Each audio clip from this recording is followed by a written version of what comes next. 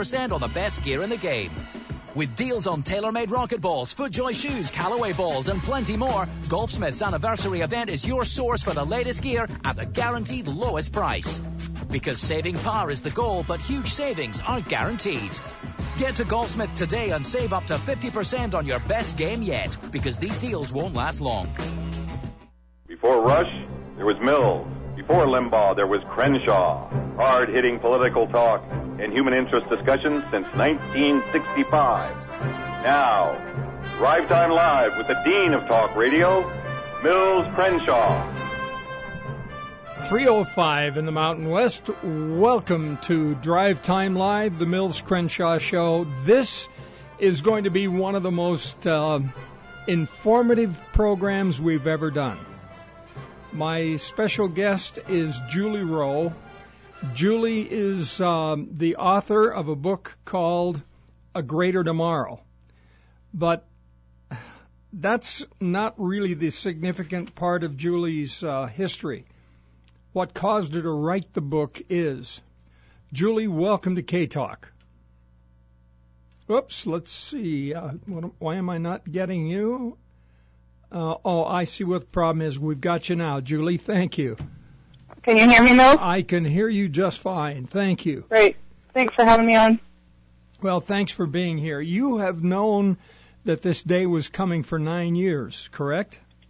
Yeah, a little over 9 years. It was 9 years ago, September 28th of 2004, so it'll be 10 years this coming September.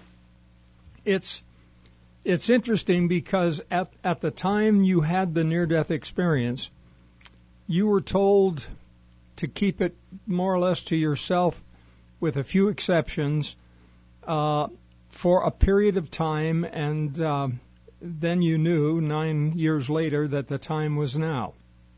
That's correct. It's, first of all, over that 9-year period, was it difficult for you to keep it to yourself, or has it become more difficult for you to share it?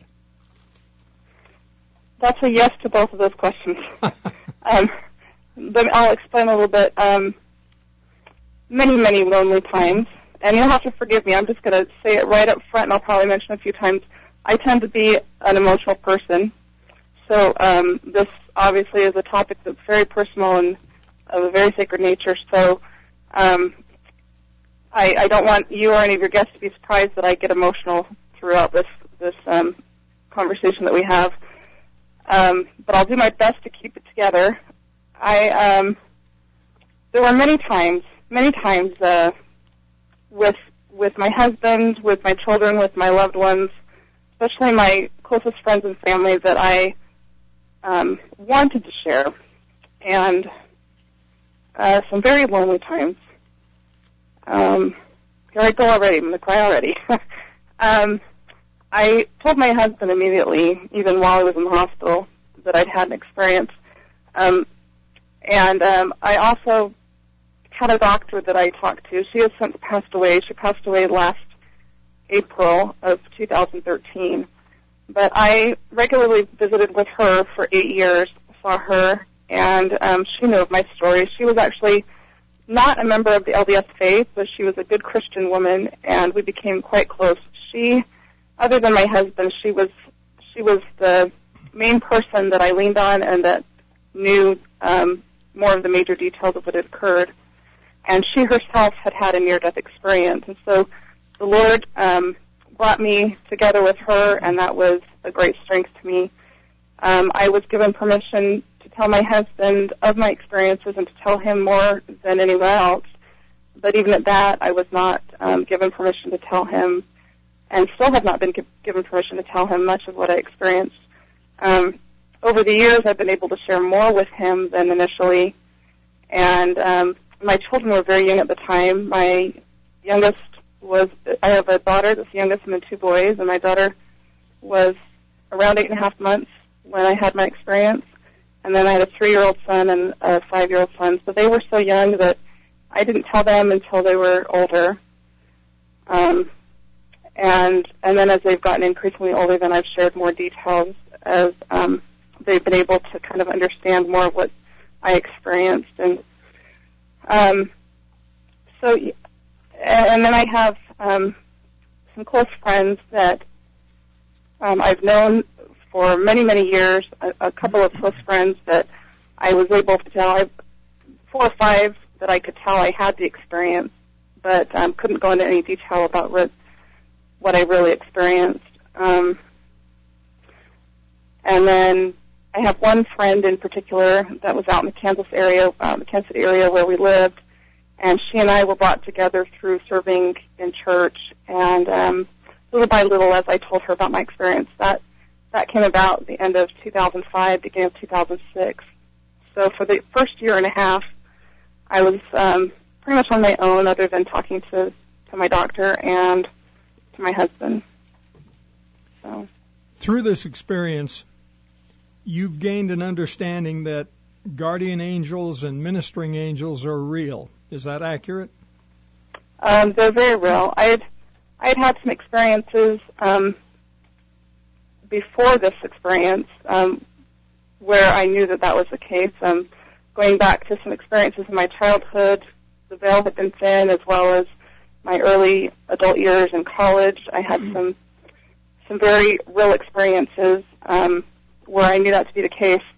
But it wasn't until I had my near-death experience in 2004 that I came to understand how absolutely involved they are on a daily basis, and for every single one of us on the earth. They don't just come and go. There are those that are assigned to us.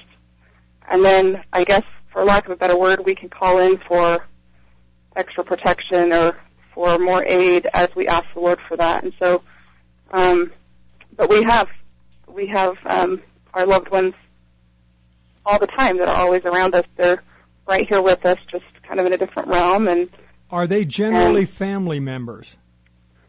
They are, although depending on the individual and the circumstances, there are times when the Lord will have others that will come to give aid and protection.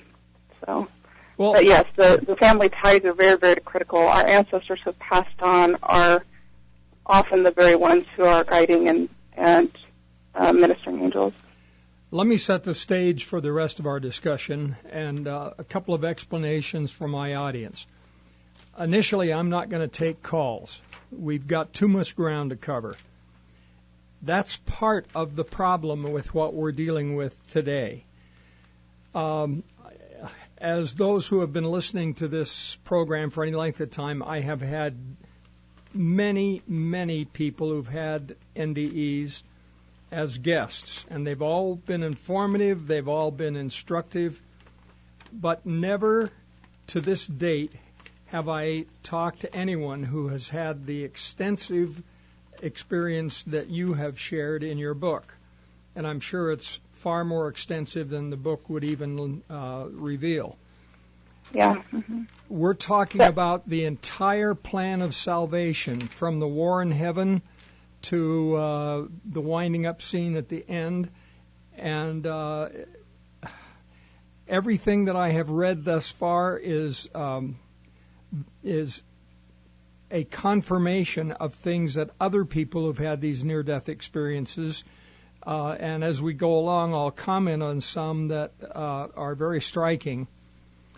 But you have been allowed to be a witness of the plan at a level that I have not heard before. And was that made known to you? It was made known to me that was part of my foreordained mission. I guess I was repeatedly reminded of that while I was having my experience, and then have been reminded of that many times since then. However, I have not become familiar with other people's stories. I have only read 3 books, I believe, in all of my life that have to do with other people's near-death experiences. And so I really don't know what's out there. I'm really unfamiliar with other people's experiences. I do know that I just know what I've experienced, and I know what the Lord told me and has continued to tell me, and I And I know that, and part of the reason that I haven't read other people's experiences is because I was told not to, actually. That until my story was written down and told, I was not to engage in that, so that when my story came forth, it was absolutely 100% my story and not convoluted by anybody else's. Excellent. I'm glad you shared that. Now, tell us about John and where and when you met him. Actually, John was familiar to me through, I guess you could say, dreams that I had had prior to this experience. Since I was a child, I've had dreams. So he was familiar to me as far as I recognized his voice immediately, and I recognized him for who he was as far as the role he had played in my life up to that point. Although I had never seen him up until that experience, immediately when he was the individual that met me when I went to the other side, and he is a distant relative of mine.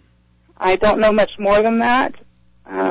If I was told that, which I'm feeling like I was told that, but when I woke up, did not remember, and it has not been made known to me since then how distant a relative he is or on what side of the family. I have a general feeling and understanding of who I think he is, but I don't have enough clarity on it to really mention who I believe he is. So, describe what you first saw when you went to the other side. It opened up into a scene where I found myself in a very luscious green field where beautiful flowers. I heard this incredible melodic music. It was more beautiful than I've ever heard on earth. I do love music a great deal, and so I felt it was fitting that was my first experience. I was a little confused when I found myself here, and I looked around. There was beautiful landscape, a variety of trees, and I could see water in the distance, and some rolling hills, and it wasn't long before I was met by this ancestor John, and as I kind of, I guess, came to a little bit, he started to communicate with me. He asked me if I was okay, and I replied in the affirmative. It was communication on a very deep level, and I guess the closest thing I could explain it to be would be like telepathic communication. And then he, we kind of started talking at that point in time. Did you get a feeling that the grass and the flowers were very much alive? Very much so, yes. Actually, I don't know how to explain this other than say it was as if everything was alive and full of love, more love and completeness and peace and wholeness than I'd ever experienced on the earth.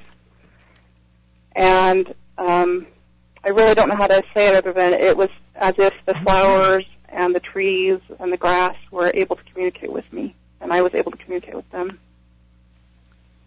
And did you approach the lake that you saw?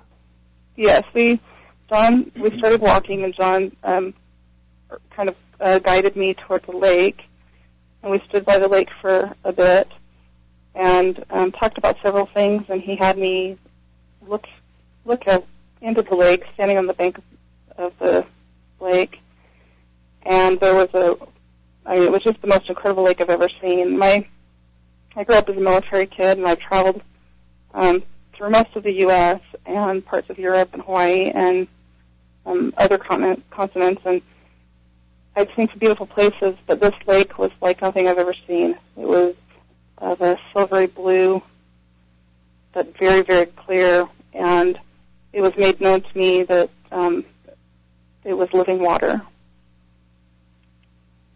And that's going to become significant later in the discussion, the nature of living water. Yes. In less than a minute, we're going to pause for a short commercial break. When we come back, I'd like to get into the panorama that you were shown, starting with the war in heaven. Okay. Because this is, I think, a very significant jumping off point, and I've got a couple of questions right off the bat that I'd like to ask you about that. So please be prepared for that. You're listening to Drive Time Live, the Mills Crenshaw Show. My guest is Julie Rowe. Her book is A Greater Tomorrow, My Journey Beyond the Veil. And just to set the record straight, you didn't write this to make money. Is that correct? Absolutely not. The truth be known, I've had several people say to me, friends and family, when they found out that I was writing the book, they thought it was really cool because they've always wanted to write a book, like it was on their bucket list. And it's never been on mine. I actually didn't want to write a book at all. I want to share the message because the Lord, that's part of, I guess, the deal that I've made with Father in Heaven. But, no, the important part of the book is to get the message out. It's about getting the message out. We'll be right back. Live with an ugly smile. Modern advances in dental science make it possible to have a bright, pleasing smile virtually overnight. Crowns, implants, veneers, modern whitening methods, they're all available at affordable prices. Let me recommend Dr. Sam Ritchie in Riverton at the Lighthouse Dental, located at the southwest corner of Bangerter and 134th South. From the moment you walk in, you'll feel at home. The rates are reasonable, and there are several types of financing available, no matter what your dental needs. Tell the receptionist you're a K-Talk listener, and you'll get an initial consultation and examination, including x-rays, absolutely free. Call 801-253-GRIN. That's easy to remember. 253-4746. That's 253-GRIN. Call now, 253-GRIN, to schedule your free consultation, 801-253-GRIN, and remember to tell them Mills referred you, or you can visit them at their website, lighthousesmiles.com. Have you ever heard of the blood moons? Did you know that there will be 4 blood moons in 2014 and 2015, and that all 4 will occur on God's holy days? What does this mean? Join us for Get the Word Out with Pastor Navati Evans, End-Time Prophecy Teacher, Sundays 12 noon to 1 p.m. to talk about the actual signs of the times and what they mean. Don't miss this exciting and informative new show. That's every Sunday from 12 noon to 1 p.m. on K-Talk, live local two-way talk. Steve Jones has been giving radiation detectors to Utah police and firefighters for 4 years now. Trouble is, only about a fourth of our first responders have them. The detectors look like stamps or dots and turn colors in radiation. While many Utah first responders have these detectors, the biggest responder agency in the Salt County Emergency Management and Unified Fire does not, even though the detectors were created by the Department of Defense especially for them. So now Steve is giving them away free to the public at K-Talk Radio. Come get some radiation detectors for your family and give one to a unified firefighter or police officer if you know one. For more information, visit physiciansforcivildefense.org. For any first responders, in-state or out-of-state, send a self-addressed stamped envelope and the number of detectors you need for your department to the address at physiciansforcivildefense.org. Or, for K-Talk listeners, hurry to K-Talk Studios at the northwest corner of 104th South Redwood Road and get your free detectors. Limit 4 per person. Call now. Call 254-5855. AM 630 K-Talk. Live local two-way talk. Drive Time Live with Mills Crenshaw. 323 in the Mountain West. My guest, Julie Rowe. We're talking about her near-death experience. Julie, you were given a panorama of the entire plan of salvation, which I found just an incredibly involving description. And you were even shown the war in heaven. Is that correct? Parts of it, yes. Some of it. Okay. Now, one of the questions that I've always thought about, was this a physical battle, or was it strictly a battle for the minds and hearts of Heavenly Father's children? It was both physical as well as spiritual in nature, so all-inclusive. Wow. It's hard to think of this in heaven, but there were actual battles then. Yes, and that battle still continues, actually. I get the impression that this Earth life is merely a continuation of that. Am I off base with that idea? No, you're absolutely correct. The battle is still going on here on Earth, and that's one of the major reasons it's so important that we do turn to our Father in Heaven and that we pray regularly and that we ask for guidance and protection, because the forces are raging all around us, and I guess what was started in the pre-existence, premortal world is continuing on. It will continue. We'll have a break for a while, for quite a long while, and during the millennium, and then have another huge kind of all-out war, and then we'll finally have some peace. But it's definitely still raging. Yeah, still going on.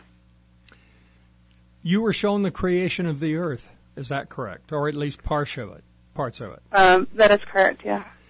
Can you describe what you were shown? There are these people who are very.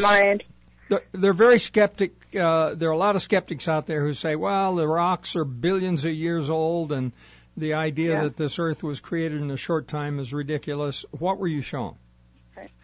The Lord took the intelligences, just as it talks about in the Scriptures. The Lord took the intelligences and matter, everything that is made of matter, including those intelligences, and that He organized them and made this Earth.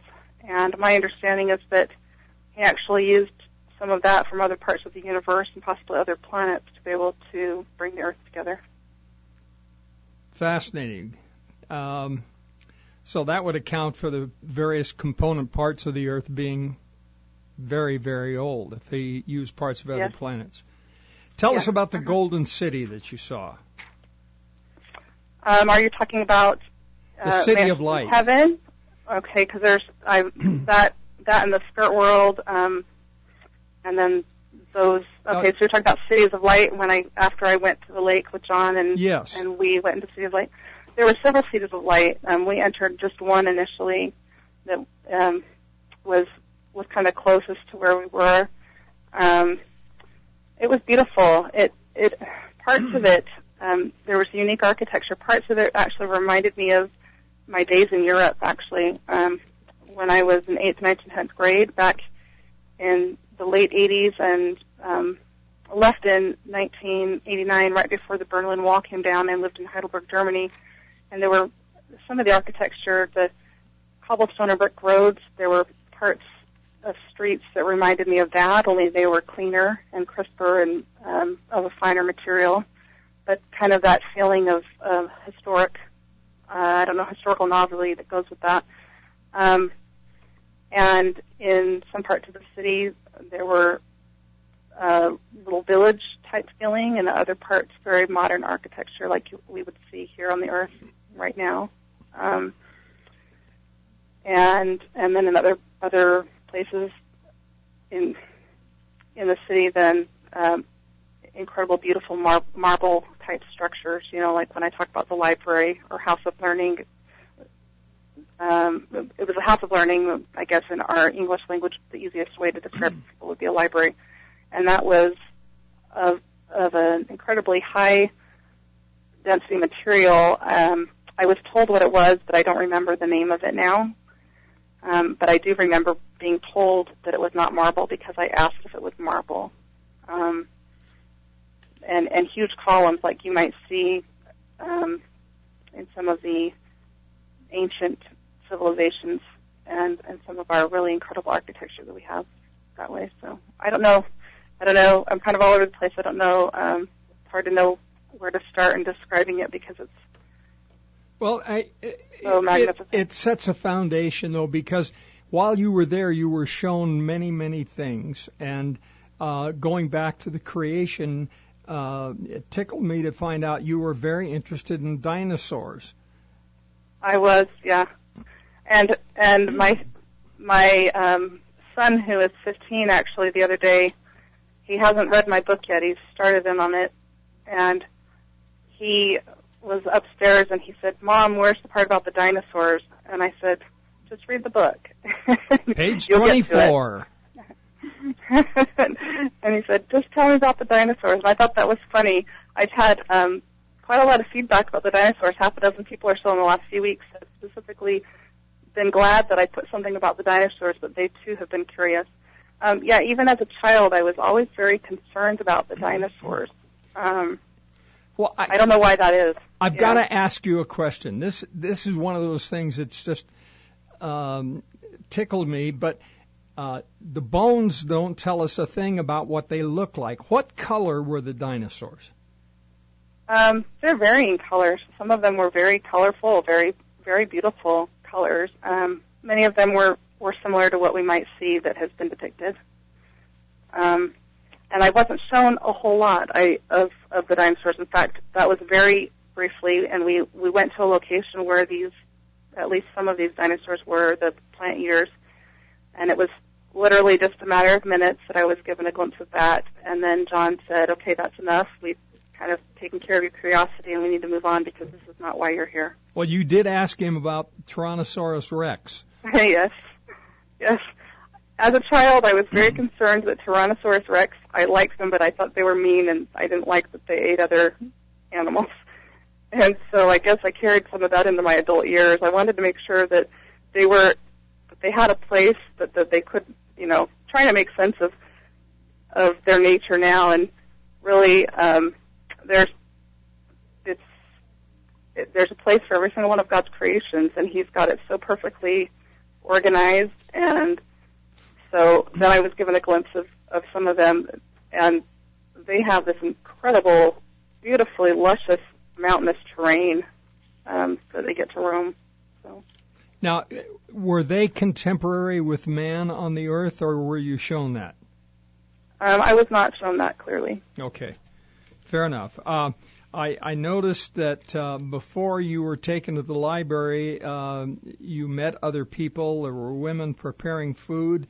Tell us about food. What was that essential to life there, or? It's not. It has very real energetic qualities about it, and so people do partake of it, and also because we enjoy eating, and so it's there for, I guess, our nourishment and pleasure, but it's not necessary. I don't have a clear recollection or understanding as to how the energetic qualities of the food enhance or help in the spirit world, although I was left with an understanding that there is significance to it, although it's not required for, sustaining life or anything like that. All right, you were taken to the library. Explain that. So, do you want me to describe it, or just kind of my experience with it, or? Whatever you wish, whatever you think is important for the audience to understand. As we came to this new section, this different area, I read on the outside of the building what was made known to me in the language that is spoken there and that we spoke in the pre-existence, the Adamic language.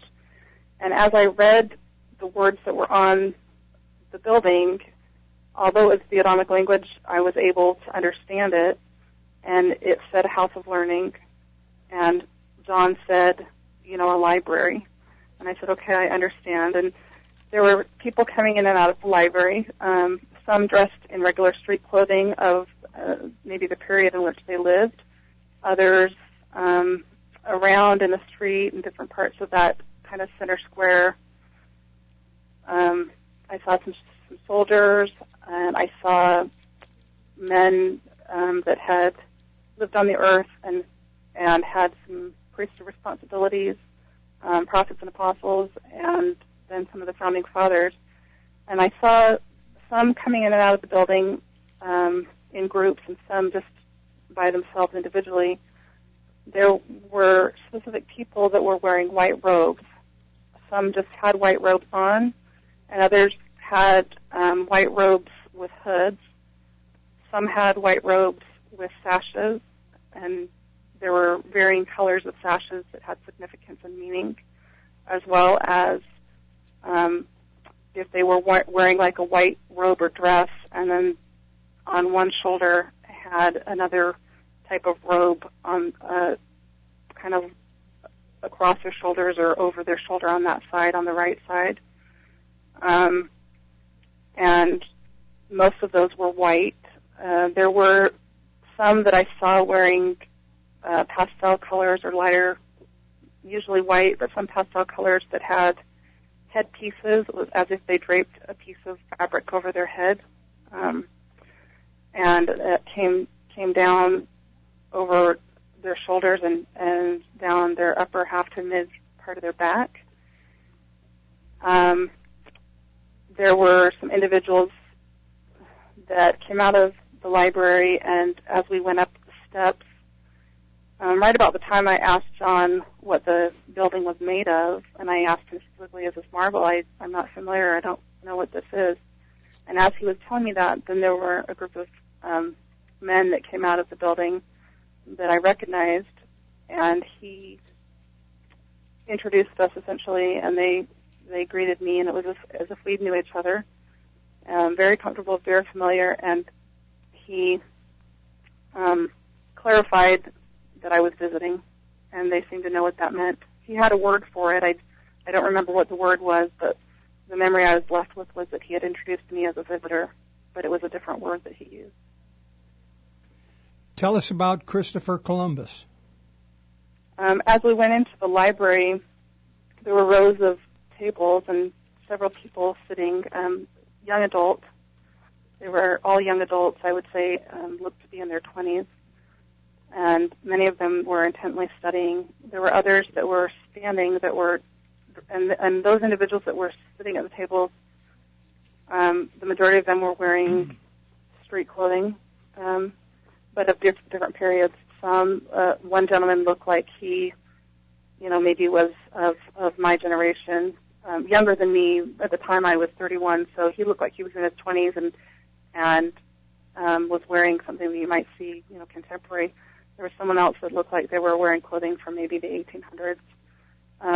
But what I did notice, and I didn't put this in the book because the Lord didn't want me to put it in the book, but I can share it here, is that some of those individuals actually, as they were studying, it was made known to me when I asked John what they were doing, that they were studying whatever it was that they were assigned to study and learn about on their path to progression and understanding the history of the creation, the world, the universe, and things of that nature. And many of them had their own Urim and Thummim. So that's kind of an interesting note. And then there are others that were standing in the aisles, a few that were visiting quietly, some towards the back. John took me towards the back of the center of the library, and there were two large books on some kind of podium, and he had me, they were opened up, and he had me look down at the page, and he asked me what I saw. And of course, I was trying to take it all in. I was quite overwhelmed. I was having things coming into my mind that I was being shown as I was walking through the library. And as I got to the back and saw these books, I looked down, and there was a section about Christopher Columbus. He had me turn to a section about Christopher Columbus as well as the Founding Fathers, and then also Joan of Arc. And what did you learn? I learned that there have been many, many lies told about our Founding Fathers, and that I've had an understanding that there had been some revisionist history. Just in my lifetime, I've witnessed that.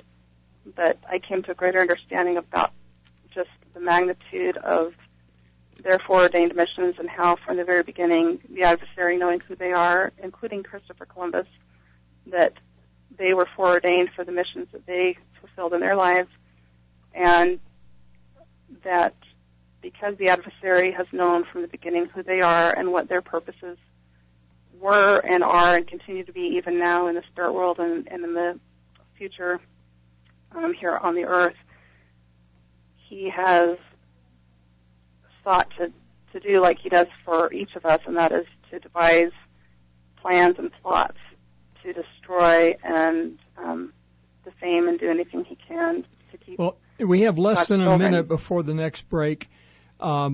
Columbus knew that the Earth was round. Is that correct? And so did most of the He did. people of that era. He did, yes, and that's one of the myths. That's a nice way of saying the lies. One of the myths that's been passed down is that he was trying to prove that the Earth was not, prove something about the Earth, but actually he and the scholars of that day knew that the Earth was round.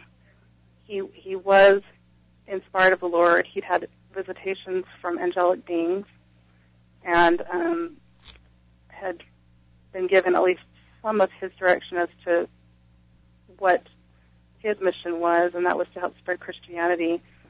And so that was his first purpose, but he knew that in order to do that, given the days and times in which he lived, that it would have to come about in another manner. And so he was officially on duty to try to see, how long it would take or how many provisions, how long they could go with getting their provisions and how much distance they could go. We'll be right back. We're talking.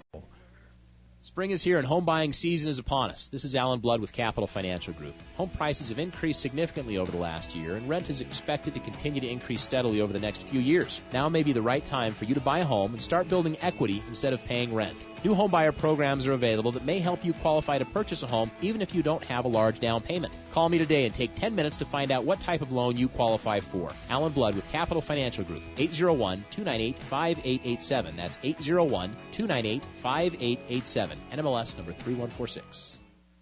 A true family dentist is a rare prize. I'm referring to a gifted professional who takes pride in every aspect of his profession, whether making sure your children's teeth grow in straight to correcting the problems caused by old age. I know just such a professional. Let me recommend Dr. Sam Ritchie in Riverton at the Lighthouse Dental, located at the southwest corner of Bangor and 134th South. From the moment you walk in, you're going to feel at home. The rates are reasonable, and there are several types of financing available, no matter what your family's dental needs might be.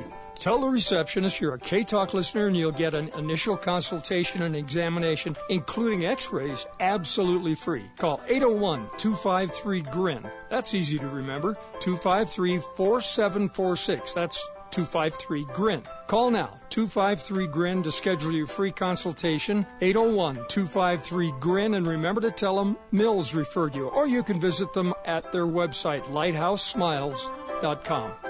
Well, it's happened. Just as the experts predicted, the collapse of the dollar has begun. Oh, I know, the mainstream media isn't talking about it, so it must not be true, right? What evidence do I have? Over the weekend, I had breakfast at IHOP. The same breakfast I bought before Obama took office for just under $5 was $11. That's 145% inflation. Most of the cost increase was over the last 6 months. Gold and silver won't make you rich, but they can keep your buying power of your assets from shrinking away to nothing. Please don't put it off. If you wait until after the election, when the media will finally admit we're in trouble, your assets will buy a fraction of what they'll buy now. Call me, 801-706-2256. Leave your name and number twice, and I'll call you to discuss your options. Or visit goldandsilverdirect.com to see what's available. Goldandsilverdirect.com, or call 801-706-2256. Call 801-706-2256 now.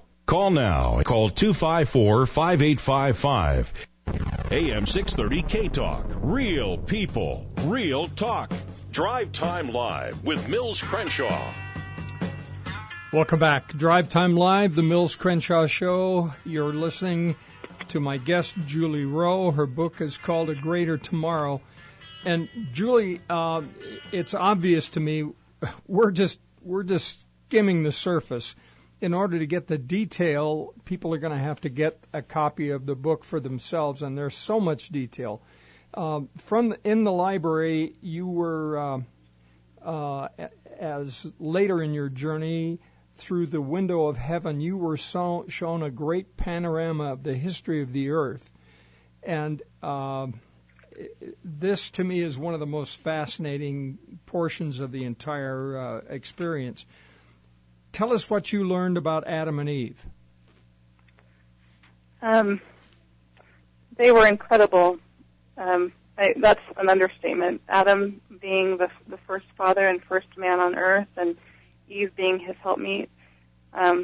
She was beautiful, just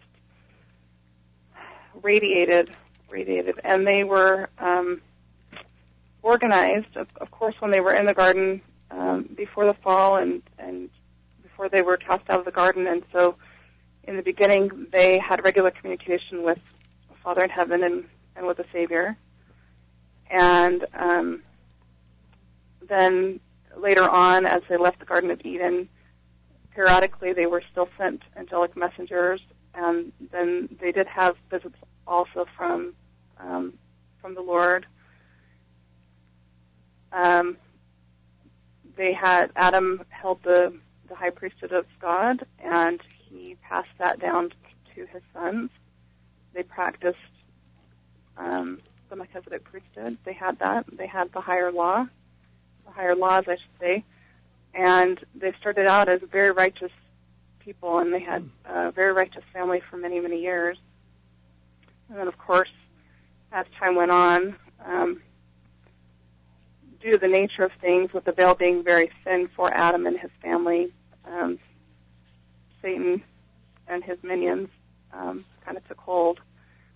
And that led to, Cain and Abel and the story there, as well as other dissensions in the family. And now that story actually happened. Is that correct? It's not an allegory, but it really happened. Yes, it's absolutely literal. And tell us what happened to Cain. So I think a misunderstanding that some people have is that he was given, the Lord did curse him, but it was for his wickedness in murdering his brother. It was, and so where I think a misunderstanding is he was not cursed in the sense that he was made darkened. His skin was made darkened, and so that was the mark put upon him. But actually what the curse was that he lost his membership with the fold. He lost his priesthood power, and essentially excommunication from the church, or excommunication and no longer being able to have the Holy Ghost with him. That was his curse. That was his punishment, was that he was no longer able to have that priesthood power. The mark simply set him aside and helped those in the family and in the community identify him for what he was, so that he, in an attempt to basically help those who were true followers of God be able to identify and discern clearly, not to mix with those who had dissented. Because then what happened after the murder was, as we see happening here on earth today, that Cain didn't just do that and repent and then make it right. He continued to go down a dark path, and with him he took any and all that would go with him and follow him, similar to Satan in the preexistence. And so I think it would have been a different story if, in fact, I know it would have been if Cain had repented of his wicked ways and had come back to the Lord. But instead, what he did was he just grew darker and darker in his actions, and he took with him many of Adam's, children and grandchildren and other loved ones, those that chose to follow after the false teachings of Cain instead of after the true order of God. The panorama of history is fascinating. You saw Noah. What struck you about that experience as you watched it? New things that you learned? Well, the first thing that comes to my mind right now is I feel like I'm supposed to talk about the timing of the Lord's timing in all things, and how important it is that we pay attention to some of those things going on around us. I, of course, at the time I was given this experience, had no idea that in approximately 9.5 years, Hollywood would come up with a movie depicting Noah Have you seen the movie? Absolutely not, and I will not see it. Don't waste your money. Anyway. No, I won't see it. Go ahead. Yeah, the Lord actually did make it known to me a few months ago that the movie was going to be coming out, and I kind of had enough of a preview that way to know that it's about the most opposite depiction of Noah as you can get. He was very lucid. He was not crazy at all, and he was absolutely one of the Lord's finest and a mighty warrior in the pre-existence. Very, very valiant, very strong spirit, which is why he was chosen to fulfill the mission that he fulfilled. And one of the most loving, most endearing men, but also one of the most brave and courageous men that I've ever learned about. What about the ark itself? What kind of a task was that? It was monumental. I myself cannot even imagine undertaking such a task. Even if I had all of my friends and family supporting me and helping me every step of the way, I can't imagine the strength of character and courage aside from the physical details and knowledge required to be able to do such a thing. But he had such faith and trust in the Lord and had such a personal relationship. Again, also had angelic visitors and visits from the divine, and so that kind of speaks to his character. But it went for close to 120 years from the time that he was given the commandment to build the ark until it was actually completed. And so during that time, as he built the ark, he saw, instead of having more and more of his family come closer to the Lord, the more he taught repentance and sent missionaries out and tried to gather in the fold. Instead of more and more of them coming, he watched more and more dissent and go away from the truth, including the majority of his family. And I can only imagine that must have been a real heartache for him and for his wife and for his loved ones that knew absolutely the power of God and what was coming. And to live with that every day, knowing that he needed to do everything in his power to be able to gather his children around him and gather his loved ones and his friends and do everything he could to hasten the work in his day so that they would not be destroyed, because it was very literal and it did happen. Tell us about the ark. What can you describe it? It was massive. I don't remember the exact dimensions. I do know that it was larger than any vessel that I've ever personally seen with my own eyes. It was shaped, for those that know or have read about in the Book of Mormon and the Jaredite boats. I guess you could imagine a Jaredite boat multiplied 1,000 times over in size. It had a flat top, and then it was, I don't know, Mills, I talked to you about it before, and I can't think of the words. Sort of like a flat football? Yes, the shape of a football, only the top of it was flat. And there was a small entrance coming out of the top where they could kind of go up some steps and look out. And then there were also a few smaller windows towards the top. I say windows; they were wood, and they could open them up and close them towards the top, and he could that's where he was able to let the doves out and things. But other than that, there were no actual windows or anything. I mean, it was all solid material. That would have been dark inside. So how did they get around? There are a few different means. One of which was through stones that they had collected, similar to the Jaredites. So it was actually well lit. I mean, it was dark, but they were able to light it when they needed to through the power of the priesthood. What about the animals? How did they control the animals? Through the priesthood. The Lord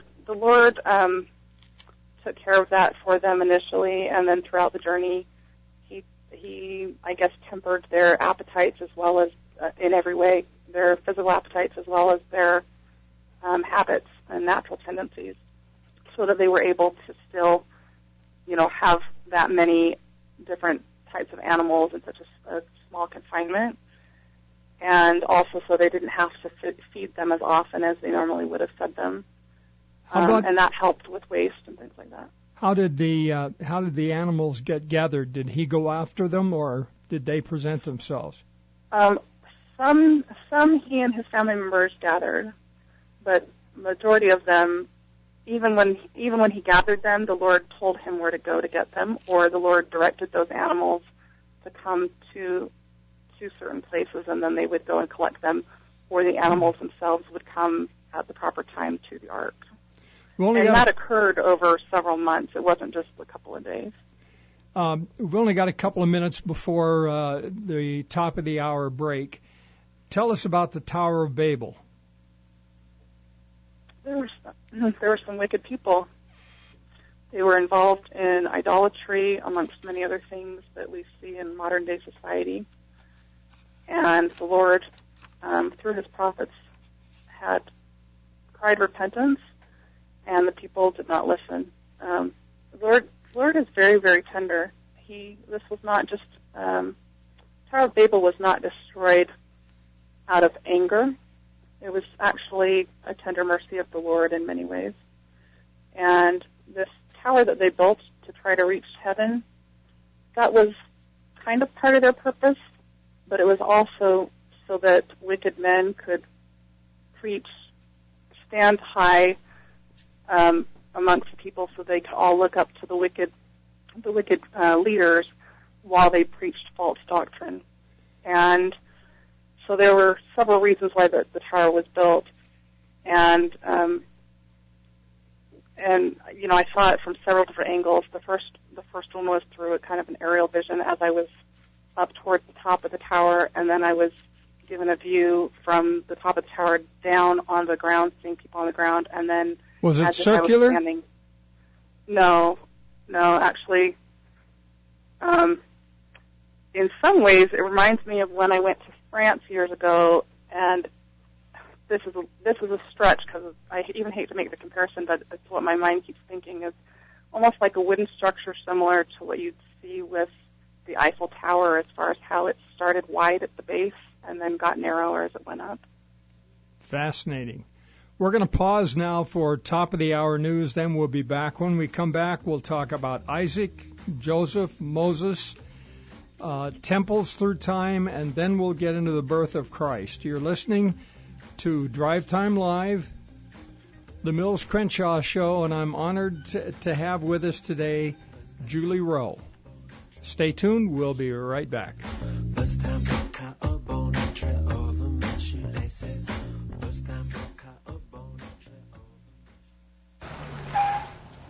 Hey, Dad, I passed my driving test. Nice license. Shows off the facial hair, right? You had facial hair. Anyway, Dad, I think it's time I had my own car. Couldn't agree more. Really? Let me just grab the laptop and hit up dexnose.com. Let's see here. Used cars, no credit necessary. Perfect. Whoa, sweet ride. How did you do that? With Dex. When you need something here and you need it now, you gotta Dex it. So, let's use Dex to find you... Hey, I'm Mike. Nice facial hair, kid. Who's he? Top-rated mechanic. The way you drive, you'll need one. Good call. Hey, Mike, you need any help in the front office? You need a job? No, but my son does. I do? How else are you gonna pay for all of this? Oh. Need something local and need it now? With Dex, in the book at DexKnows.com or on your mobile phone. You'll get the sharpest local info, reviews, and advice fast. Dex, results for the here and now. Jack was ready to quit and justified in wanting out. Ineffective boss, deadweight co-workers, no recognition, a struggling business. He dashed off a blistering resignation by email, then hit the delete key. Now, more coolly, he picked up the phone to arrange an evening with an old mentor. Later, he talked things over with his best friend, who happened to be his wife. The next day, a renewed employee went to work. This is Howard Butt, Jr. of Laity Lodge. The new Jack was just as aware of his job's shortcomings. Only now, he intended to be the difference he had long wanted to see.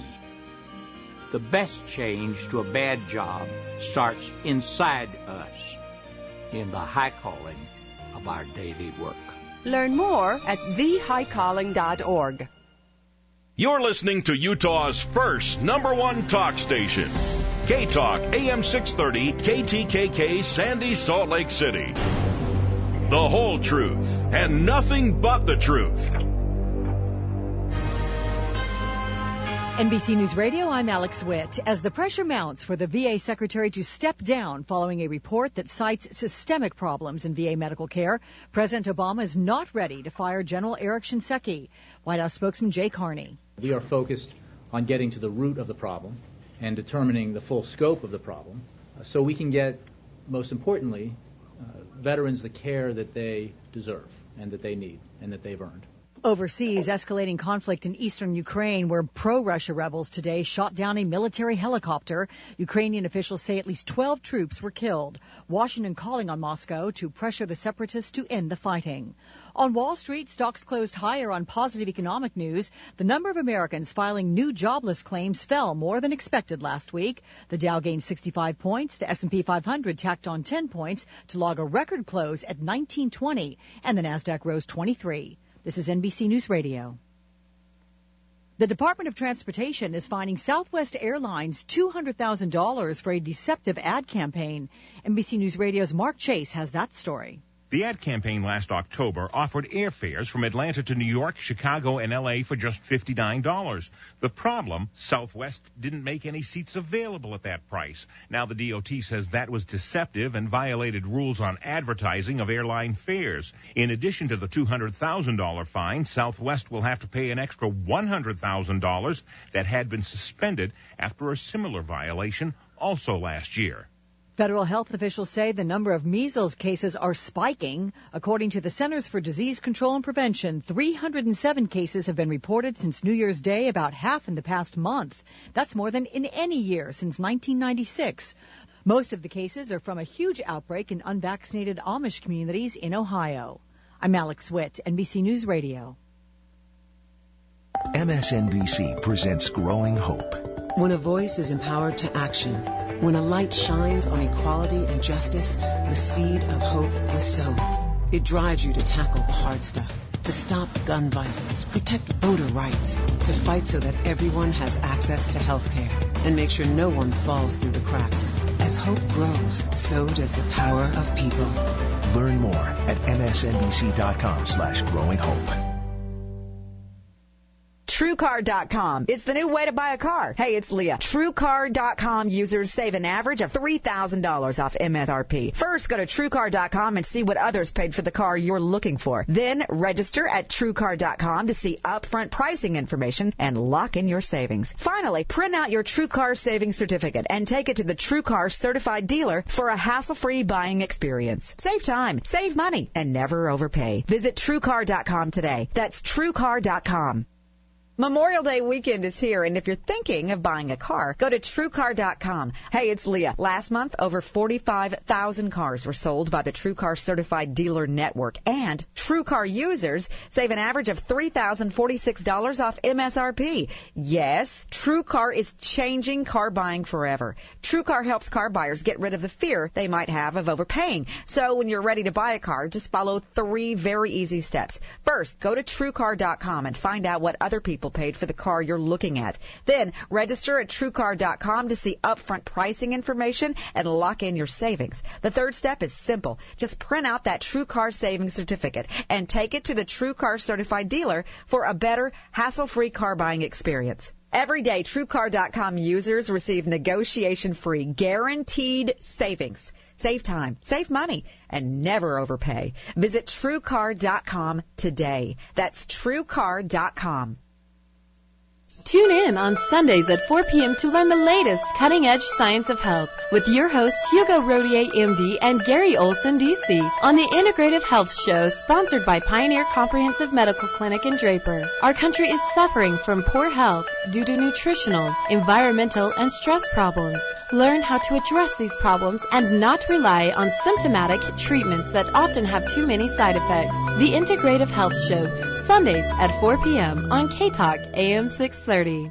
Kudos to K-Talk listener Dmitry Asenov. Dmitry is a nuclear engineer in charge of operations at Salt Lake County Public Works. Public Works are the real first responders. In a disaster, if they don't clear the roads, it's no-go for firefighters and paramedics. Dmitry has equipped all Salt Lake County Public Works employees with the free radiation detectors being given away to the public at K-Talk Radio. All state, county, and local governments are now invited to take advantage of these free detectors. If you are an administrator, email your contact information to K-Talk Radio, and detectors for all your personnel will be delivered to you free. Not sure how to do this? Call Dimitri at Salt Lake County Public Works and ask him how he protects our road workers and the public with these free detectors. For more information, go to physiciansforcivildefense.org. The public may still come to pick up these free detectors at K-Talk Radio on the northwest corner of 104 South and Redwood Road. Limit 4 per person. For more information, go to physiciansforcivildefense.org. Hurry while they last.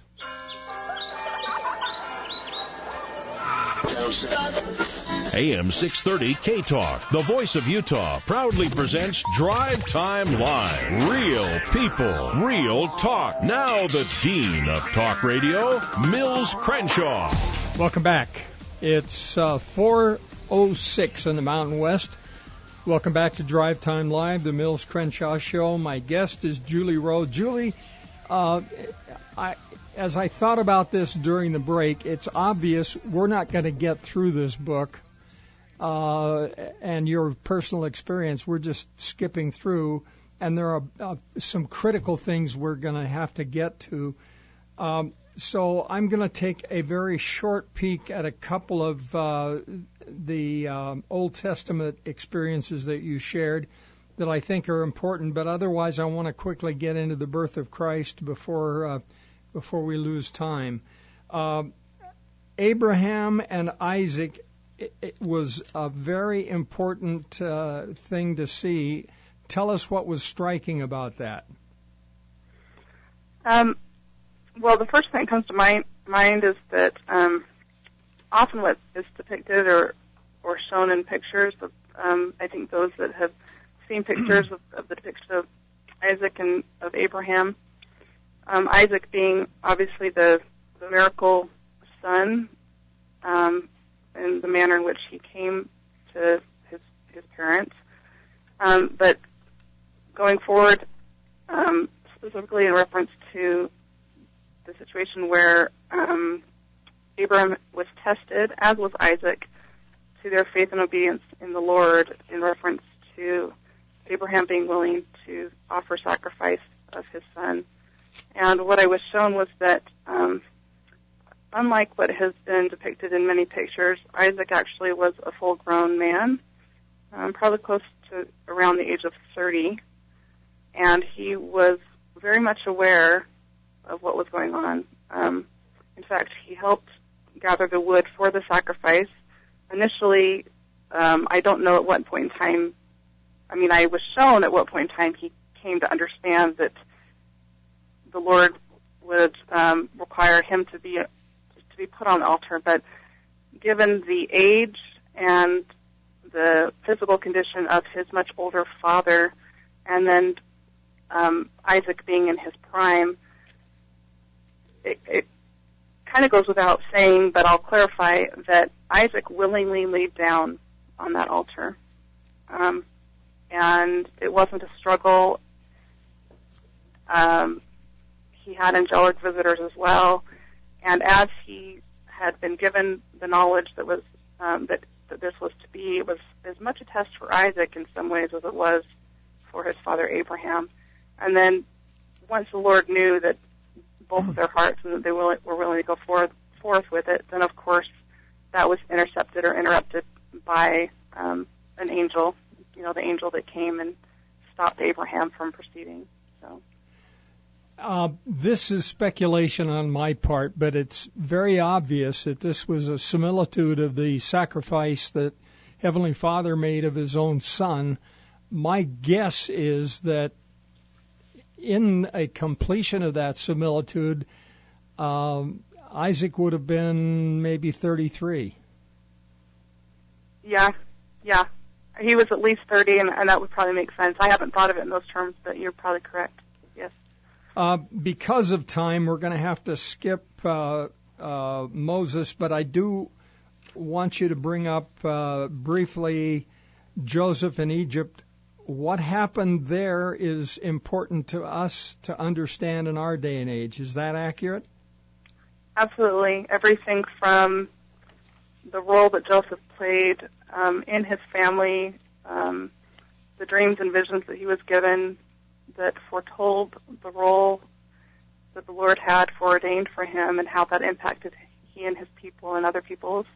And then also going forward with the trials and temptations that he was faced with and how he dealt with those. I hate to skip through some of these things. Moses, of course, is a signal figure in history, but I think it's essential that we move forward to the birth of the Savior. Can you describe Mary to us? I guess light to medium olive skin, blue eyes, and dark brown hair. It was below the shoulders. What color were her eyes, do you recall? I believe that they were blue. Okay. And you said that her hair was brown, dark brown? Uh-huh.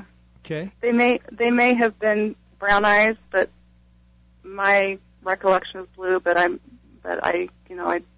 And did you get a feel for how what I was she more was? left with was more the feelings of compassion and who she was as a person, more so than some of her physical characteristics. So. Did you get a feel for how old she was? I'm sure I was given that, but it's not completely clear in my mind. So. Okay. And when that happens, Mills, that's one of the ways that I've learned that it must be something the Lord either doesn't find of importance for me to share or that I'm not supposed to share. Fair enough. You saw the arrival in Bethlehem, and yes. And you saw her birth. Now,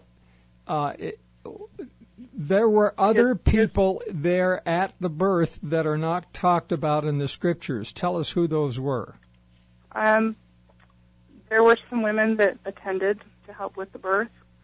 I wasn't actually shown the actual birth. I was shown the preparations for the birth, the arriving in Bethlehem, them finding a suitable place, or as suitable as possible for the humble circumstances of the Savior was brought into the world. And then some attending women, a couple of women that attended to help actually help Mary labor.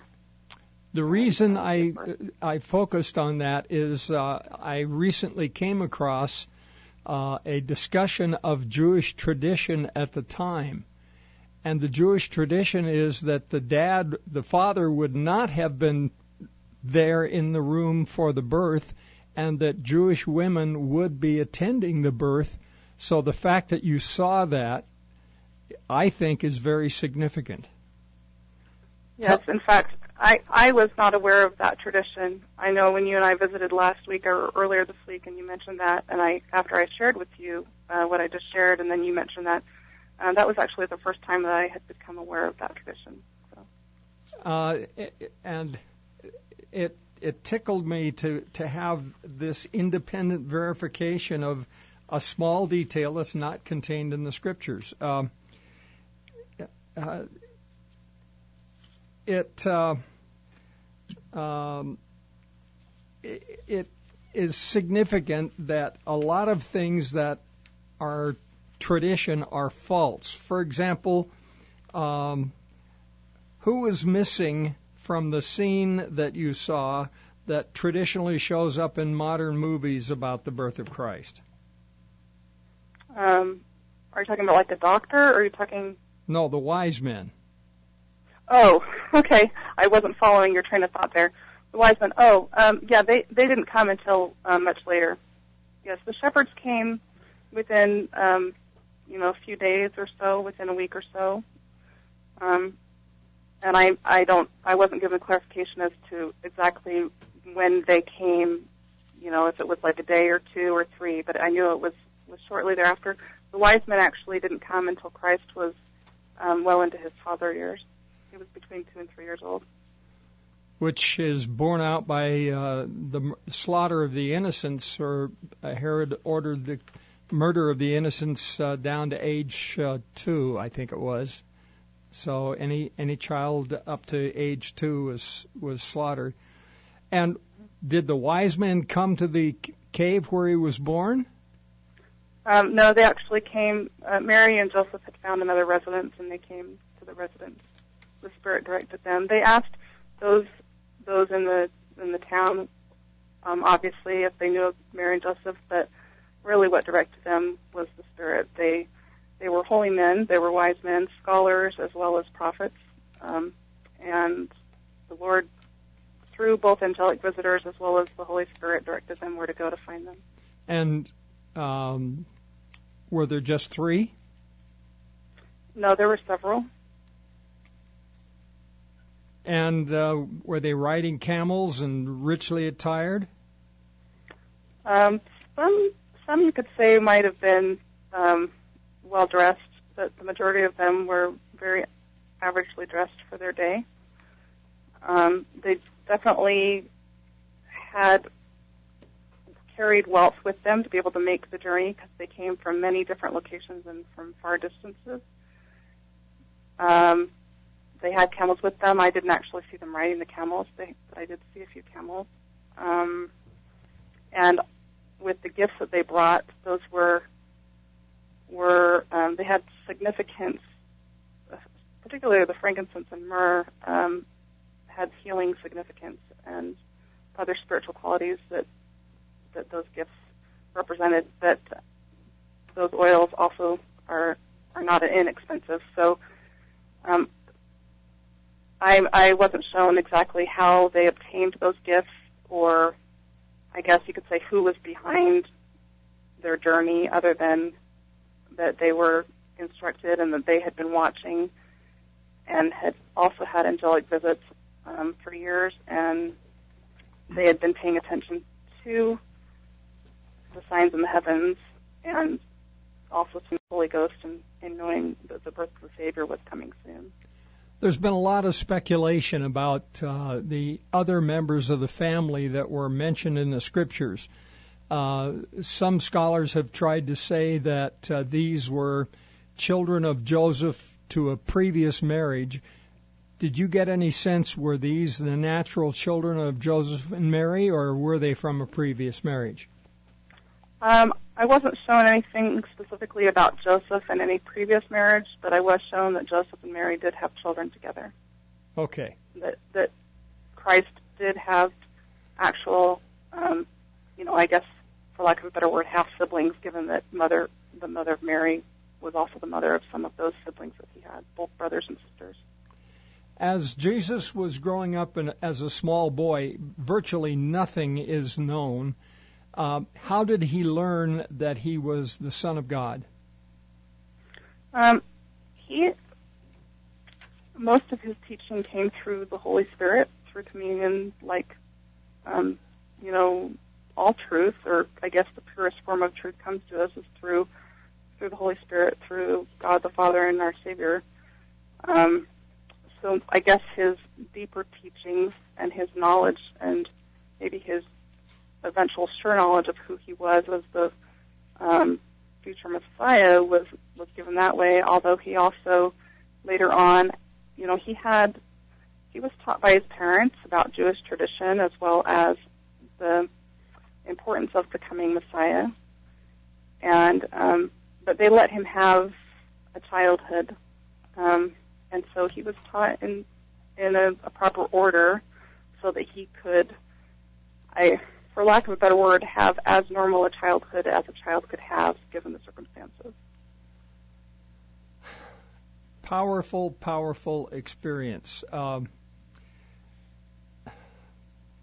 There are so many questions I want to ask, but let me do this. Let me open the phone lines, and we'll allow anyone who feels they have an important question that they'd like asked to give us that question, and if we can work it into the program, we'll do so. But we've got so much ground to cover.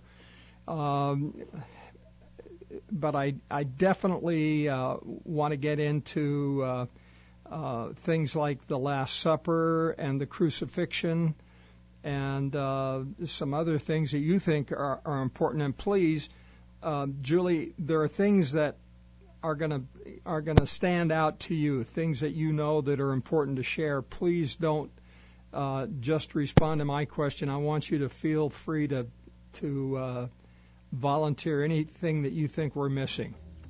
That sounds great. Thanks, Bill. All right, we're going to pause for a very short commercial break, then we'll be back, and anyone who wants to call in, the number 801-254-5855.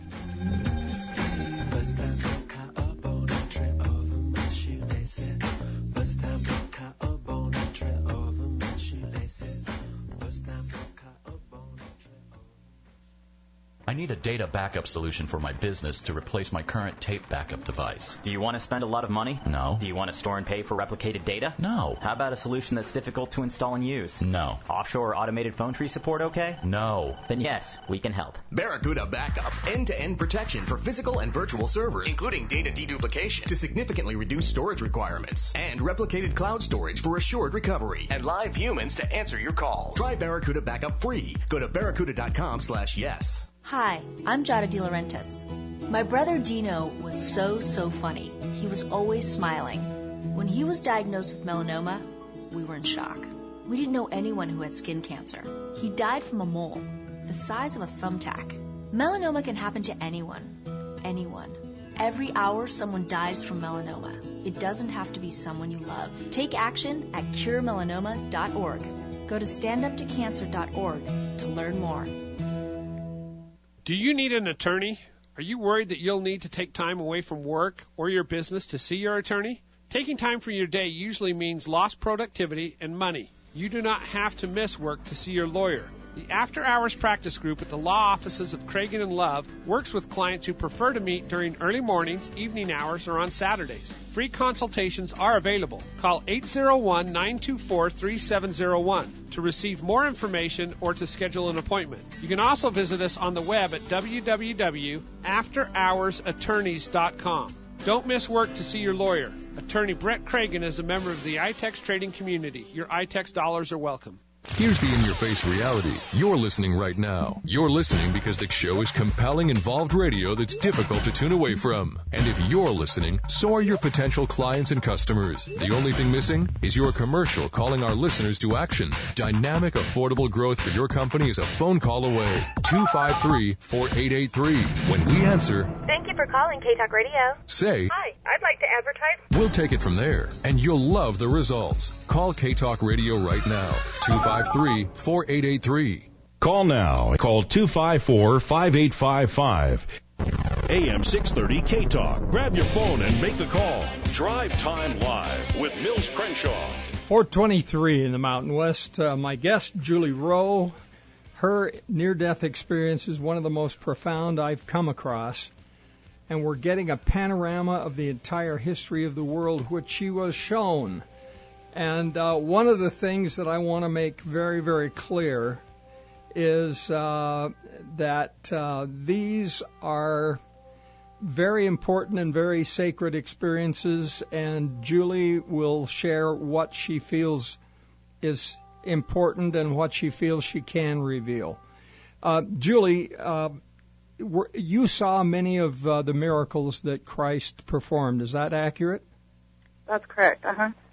Did you see the marriage in Cana? Yes. Was it Christ's marriage? I can't go into detail on that, other than to say that I believe that he was married. Okay, that's fair enough. There is nothing in the Scripture that says authoritatively, but I have always had this very strong impression that that was his marriage, and that's why Mary came to him and asked him to do something about the fact that they were out of wine. His statement to his mother, "Woman, my hour has not yet come," to me indicates that he had a responsible position, but that's just my feeling about that.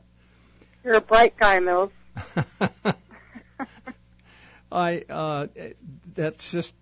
It's just one of those scenes that is so striking that I just can't put it out of my mind. Among the followers that he had were a lot of very strong men, fishermen, etc.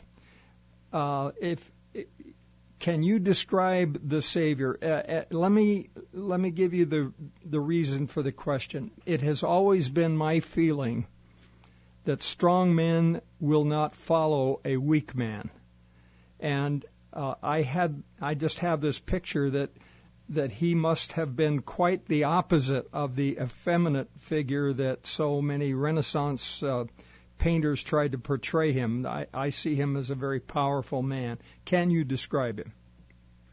I can do the best I can, given the limitations of what we have in our earthly language, and the reason I say that is because I don't believe that there really is a way to describe him other than to absolutely let people know that he is very, very masculine, but also very, very, very tender and loving, the most compassionate and loving individual that I've ever experienced. And his love is all-encompassing, but he is the portrayal of the effeminate portrayal of him is not accurate at all. It's opposite. His physique is very strong, so he's very strong in every way, mentally, emotionally, spiritually, and physically. But he has absolutely the most beautiful, soft, loving blue eyes I've ever seen. Blue eyes. Mm-hmm. Going forward to the Last Supper, apparently that was a very moving portrayal that you saw. Yeah, it was very powerful.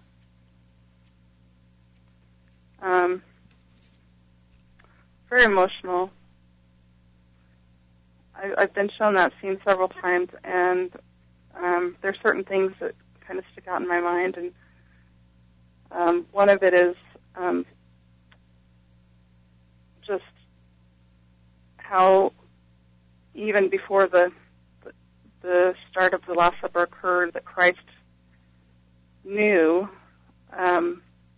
those men so well, not because even of his earthly ministry with them, but because of his experience with them in the pre-existence. And he knew the choices that they would make, and he also knew what their lives held going forward in the future, those that would be martyred for his for spreading his message. He knew what would happen to Judas, and he knew about Thomas, and he knew, and it was a very emotional supper for Christ. He was not emotional because of any kind of fear or worry or anxiety or anything to do with himself. It was because of his love and tenderness for those that he loved that were in the room, and concerned about how they would react once he was gone. And yet he had absolute confidence in the plan, absolute knowledge in the plan, and understanding, and a relationship with Father in heaven, and such trust in Father in heaven that he knew he could go forward and do what he needed to do because the Lord would take care of the rest. When he was in the Garden of Gethsemane, and he took upon himself the sins of the world, I don't think we really understand what a horrific experience that was for him. Am I off base on that? No, that's even still an understatement. I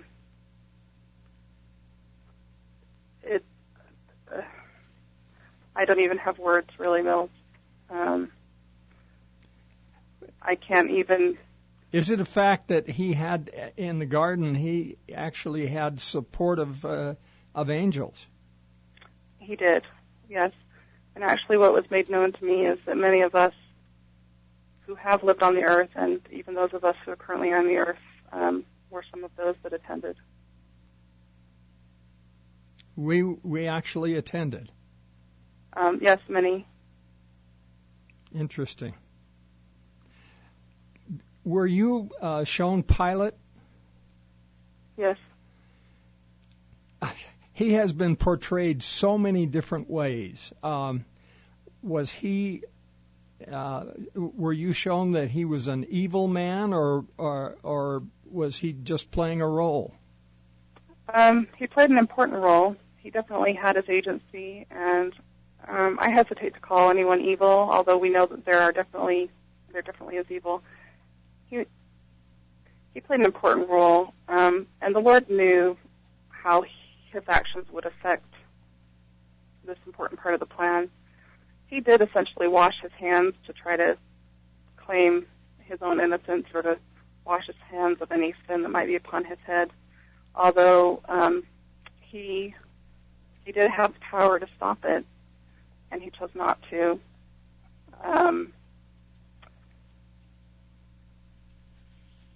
And he faced consequences for that. But when it was all said and done, it was important that things played out the way that they did. Moving beyond the scourging and the horrific scene leading up to the crucifixion, the Savior is often portrayed as dragging this. I don't mean to be disrespectful, but what I would refer to as the Catholic cross, including the upright piece. Was that what he carried to his death, or was it just the cross piece? There were a couple different pieces to it, but it was mainly what I saw was the cross piece, and it did not look like the cross that is common amongst Christians. Was it more like a capital T? Yes. And the reason for this next question is it either confirms or disagrees with another near-death experience from an individual who was shown the crucifixion. Once the Savior was nailed to the crosspiece, how did he actually get up on the pole itself? There was a ladder. And the ladder was used by Roman soldiers? Yes. And then they dropped the crosspiece up on the pole. Is that correct? Yes, they kind of, I guess, jimmied it. I don't know if that's the correct word, but yeah, they dropped it on there and kind of fit it into place. Was he high up in the air, or was he close to the ground? He was,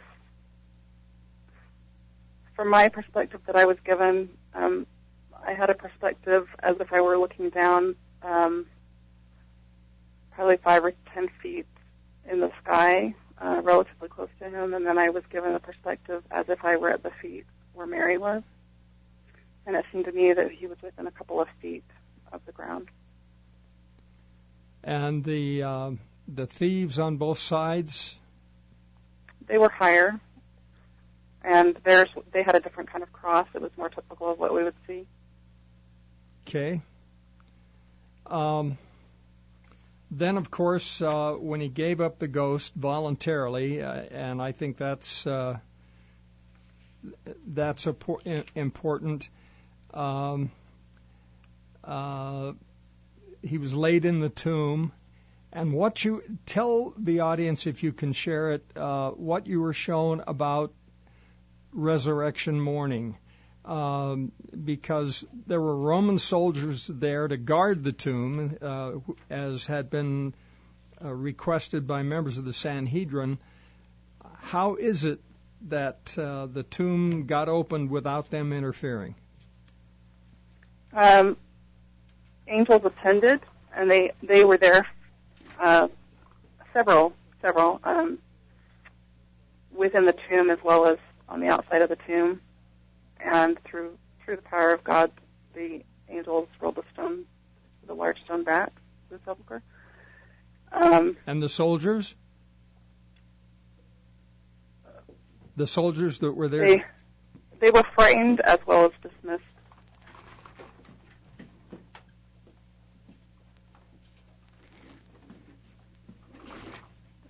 Did you hear me? No, say that again, please. Oh, I said they were frightened and some were dismissed. Interesting. And, of course, the Lord first appeared to Mary following his resurrection. Is that accurate? Yes, She was there weeping. And is there a specific significance to the fact that he appeared first to her? There is, but my feeling is that I'm to encourage people to read that in the scriptures and ponder and pray about that on their own. Understand, and I do believe I understand why. All right, before the resurrection, there was a period of time when the Savior was in the spirit world. Did you get a chance to see that? I did, yes. I guess probably glimpses of it. I don't know that I was shown the whole experience, but I was given glimpses of his ministry there, and was shown as he ascended into heaven, and the rejoicing of those who were in the heavens at his arrival, both those in spirit paradise as well as those in what we call spirit prison, which just essentially is those spirits that have passed on that haven't had exposure to or a knowledge of the gospel of Jesus Christ. And so he organized, they were already organized this way, the Lord had planned it, but he kind of set the organization in motion for the gospel to be preached in the spirit world, or to be continually preached, and for the news to go forward that he had been resurrected. The time had come that had been much anticipated, and I did witness concourses of angels and spirits that met him and embraced him and touched the nail marks and his hands and feet in his side. As you we're going back now into what you have described as the library. You were walking with John, and as you walked, you came to a gathering of men, and John said there were some men he wanted you to meet. Tell us about that. There were some soldiers from different periods of the Earth's history, and some of them I recognized, or it was made known to me who they were. A few others were the founding fathers. Specifically, who I remember is John Adams, Thomas Jefferson, and Christopher Columbus. And what feeling did you get about these men? The word majesty. They're great men. They're not perfect men, but they played a critical role in the history of the earth and in helping to establish what eventually would become the place where the restoration of the gospel could take place. And so they laid a foundation for the American continent to, with the United States and formation of the United States, and for the spread of Christianity throughout the Americas. They have a much broader role than that, but that was a big part of what and they still play an important role in the spirit world. What did you learn about the importance of the family? We've got a minute to the break, and I think it's important that we start talking about that for a minute. One of the most significant things I learned is absolutely how critical the family is, that it's an important part, the essential plan, part of the plan, it's a central unit, and it's an eternal principle. The way that the Lord has designed it, it's how it was in the pre-existence and in other worlds, and so it plays such a critical role that the adversary has done from the beginning, like he did in the days of Adam and Eve with Cain and Abel, has from the beginning and will continue to do so, do everything in his power to do anything he can to destroy it. Pretty powerful message. Yeah, if he can do that, then he's thinking he's pretty lucky. He's feeling pretty good about himself when he messes with that. So.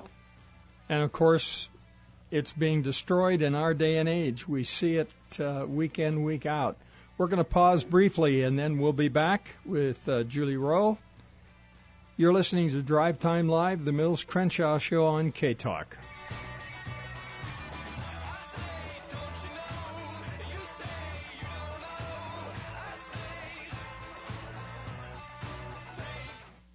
Salt Lake Encore Chorale and Otter Creek In Concert presents an evening of music by American composers to benefit Cancer Awareness House, May 17th at 7 p.m. at the All Saints Episcopal Church. The Cancer Wellness House supports people living with cancer and their families in a home-like setting in downtown Salt Lake City. Enjoy an evening of music and support Cancer Wellness House. It's a night of classics by the local Salt Lake Encore Chorale. Go to cancer-wellness.org and click on the event poster to buy tickets or visit the Cancer Wellness House Facebook page.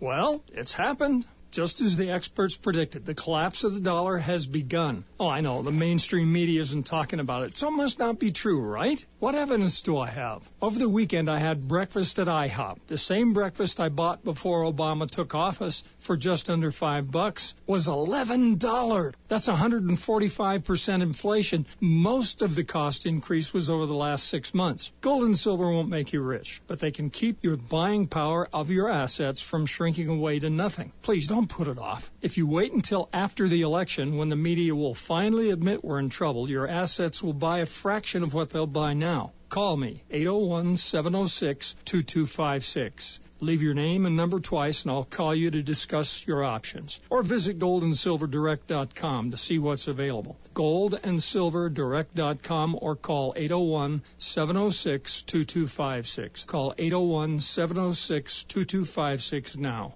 Call now. Call 254-5855. AM 630 K-Talk, the voice of Utah. Drive Time Live with Mills Crenshaw. Welcome back. Drive Time Live, the Mills Crenshaw Show on K-Talk. My guest, Julie Rowe, who had a very profound near-death experience and was shown the entire panorama history of the world, including our day and the future, and we're going to get into that in a minute or two. First, Julie, we've had some really interesting questions come in. You may or may not have been shown this, but let me quickly go through them and you can respond. One, the book of Jasher, which the correct pronunciation is Yashir, I was told by a Jewish gentleman. But the tradition in the book of Jasher is that when the animals came to the ark, for example, there's a specific reference to a lioness approaching with her 2 cubs, and they turned on her and drove her off. Did you see baby animals, which would account for less feed, etc.? I did. I did see some adult animals, but I saw many young animals. And they were, those, I would say probably on average, most of what I saw were maybe the equivalent of some young adolescents, soon to be pubescent, so that they would be able to multiply and replenish quickly thereafter. But that would also explain why they didn't turn on each other. Right. That's interesting. Okay. This one said that there were grottos between Jerusalem and Bethlehem where sheep were sacrificed. Is that a possible location for where sheep that were going to be sacrificed were kept? Is that possibly the site of the birth? That's not ringing true to me. Okay. Another one asks if you were shown anything about the accountability of birth parents regarding kids who were adopted or put in foster care. Did you get any information on that? That's an interesting question. I appreciate it because it is something that's affected people that are close to me, several friends and family members, and just that it's important. It's important. It's important that the families we come to, it's not coincidental, and we have our agency that we're to do the best that we can to take care of what the Lord has given us stewardship over, whether that be the children that come to us through our own DNA, or if we become adoptive parents or foster parents. There's great accountability for the children. And I don't know if that answers the question or what they kind of were anticipating, but my feeling is that I'm just supposed to share that there is great accountability for every single one of those types of parents. I appreciate that. One youngster wants to know how tall the Tower of Babel was. I don't know exactly how tall, but it was several hundred feet at least. How about Barabbas? I would say probably what's coming to my mind right now is, 500 feet. It could have, give or take. I don't know why that's coming to my mind. I don't know if it's accurate, but... Okay. And sorry, what was the last question? Barabbas. Can you tell us about him? I could a little, but I'm not supposed to go into that. Okay. And Isaiah, a question was asked, was he really sawn asunder in a tree? Was he really what? Sorry. Sawn asunder, maybe sawn in two. He was hiding in a tree. This is a tradition. Frankly, I have never even heard it, but apparently there is a tradition that he was hiding in a tree at some point, and when they cut the tree down, they cut him apart. I didn't see the cut apart, but I have seen him hiding in a tree. Oh, that's interesting. Okay, so at least that portion of it is accurate. Okay, let's move into the Book of Records.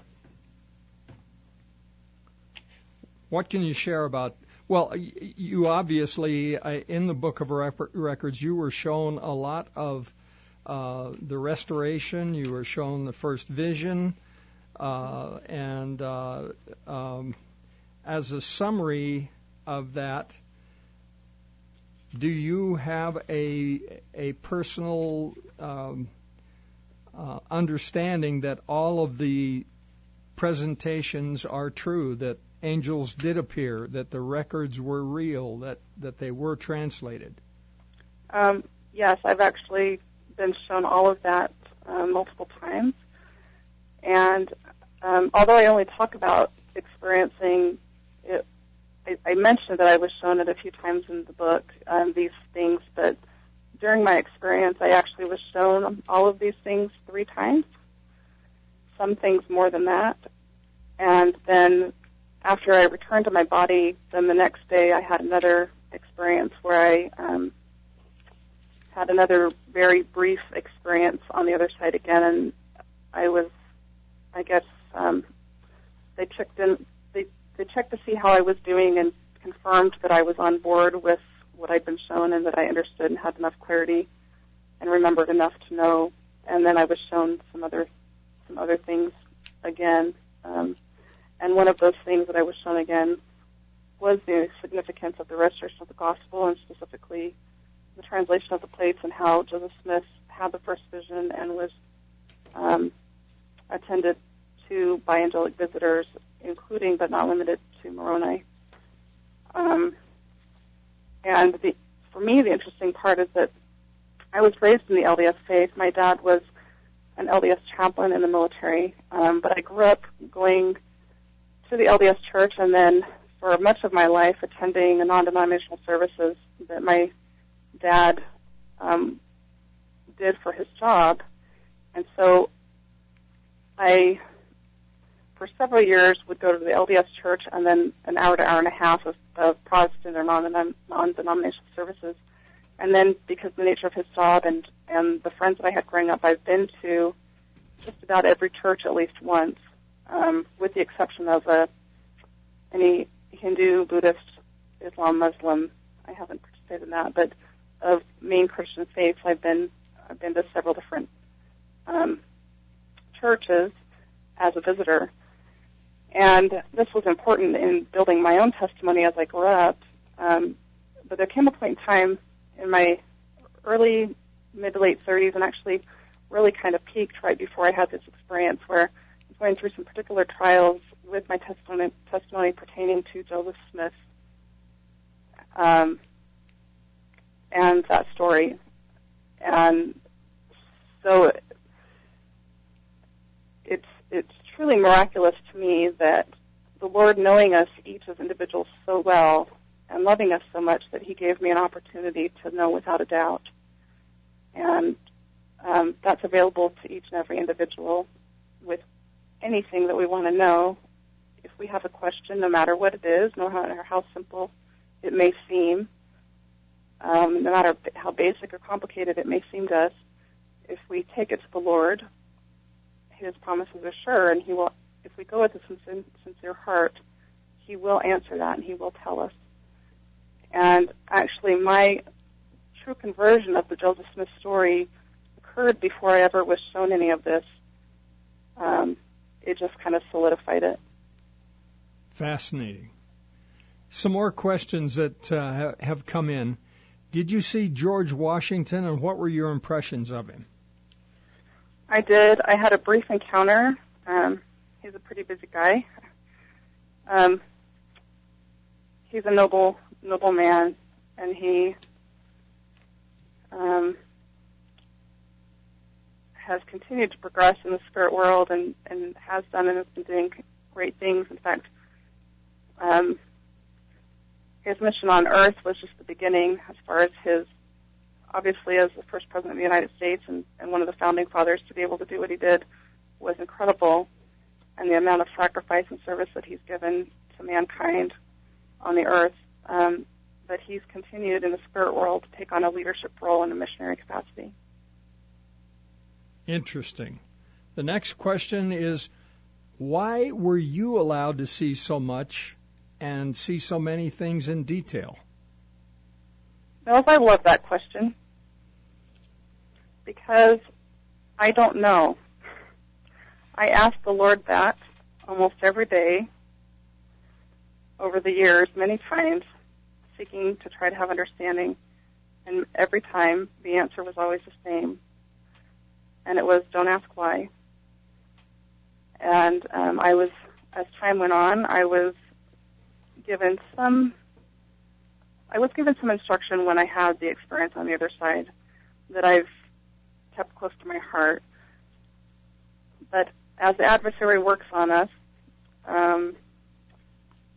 that knowledge or understanding or conviction can come and go. What I do know is that the knowledge that I've been given is available to every single one of God's children, that He is no respecter of persons, and I am not anyone special. We're all special. And there's nothing significant or unique about me other than the fact that I asked some specific questions and had for a long time. And then part of God's plan was that this occurred in my life so that I could be hopefully a message of hope and a message of faith and spread God's message of love and healing to help open people's hearts and minds as we go forward into the future, letting every one of God's children know that He loves you. He loves every single one of us more than we can even imagine. And He wants each and every one of His children to know these things. In fact, I would even say He wants us to have these experiences. Hopefully, maybe not in a near-death experience, because that's not pleasant. It's really not great to go through, to have such health issues that you go through that. But this knowledge can come to us through the Holy Ghost, the way that the Spirit speaks to each of us individually. And for some, that's in one way, and for another, it's in a different way. But the Lord knows us each so well that He knows what we need when we need it, and He knows what we can handle when we can handle it. And once we're given knowledge of any kind, then we're held accountable to that knowledge. And that's something that for so many years I really struggled with, because trying to make sense of why I had been given knowledge and yet could not and had not been allowed to open my mouth. To go from that to then now have the day be here that not only is it okay for me to open my mouth, but it's part of the plan, and I've been commanded to do so. I think that a follow-up question to that is the reason that you're allowed to speak about this now in preparation for the return of the Savior. Yes.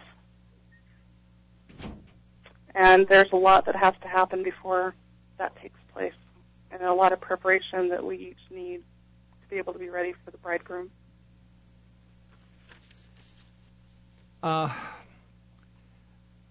Before I ask this third question, I'm going to share an experience that I had to lay a foundation for the question, and this is not my question, it came from a caller, but there was a period of time when I moved my family to Cincinnati, Ohio, opened an advertising agency there, and there was a young man from Salt Lake City that I had worked with that I brought back there to work with me.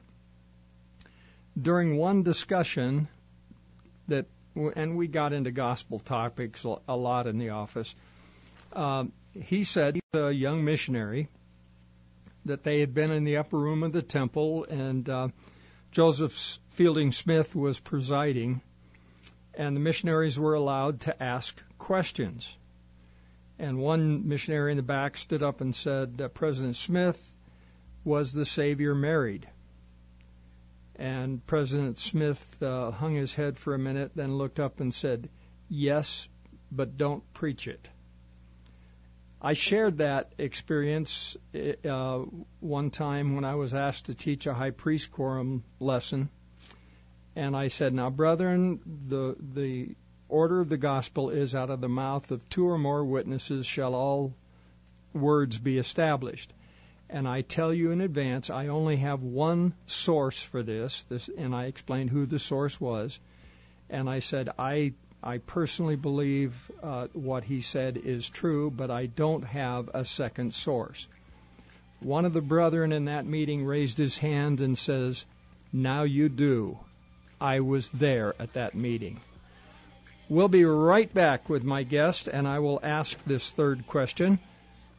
You're listening to Drive Time Live, the Mills Crenshaw Show.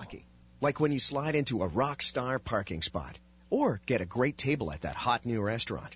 But luck won't protect you from identity theft. And that's why Identity Guard offers top-rated identity theft protection for less than $1 a day. Act now and get free protection for your kids, the latest targets for identity thieves.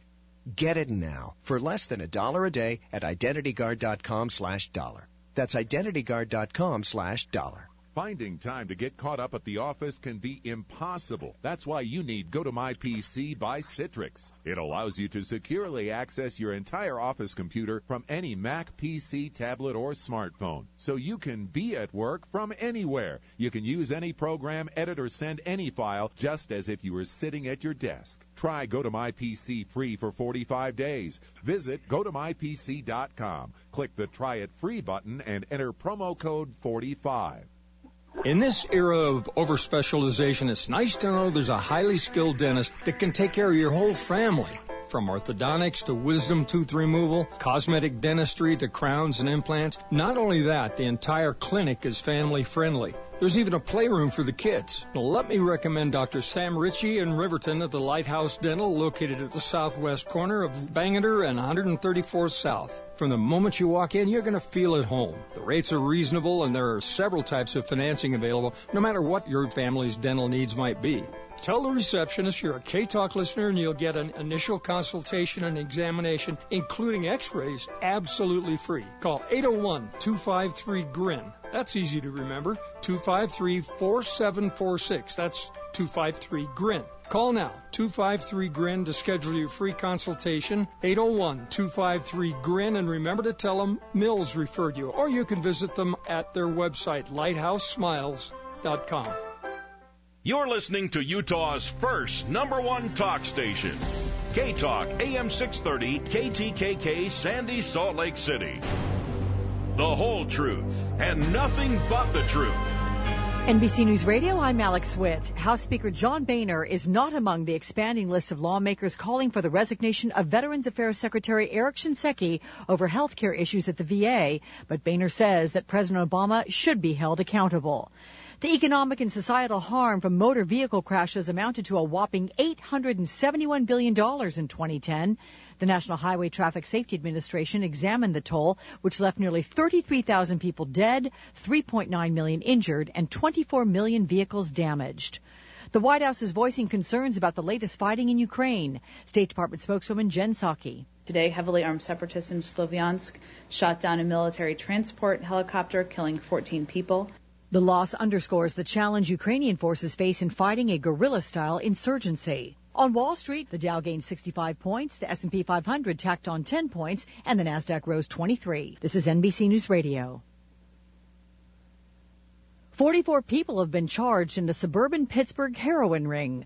Federal prosecutors say the suspects brazenly sold drugs while wearing T-shirts with the slogan, "Bricks are us," a reference to a group of 10 individual bags of heroin.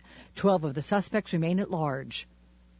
Kids' safety while playing sports had the president's attention today. President Obama has called for more and better research into the effects and treatment of concussions in young athletes.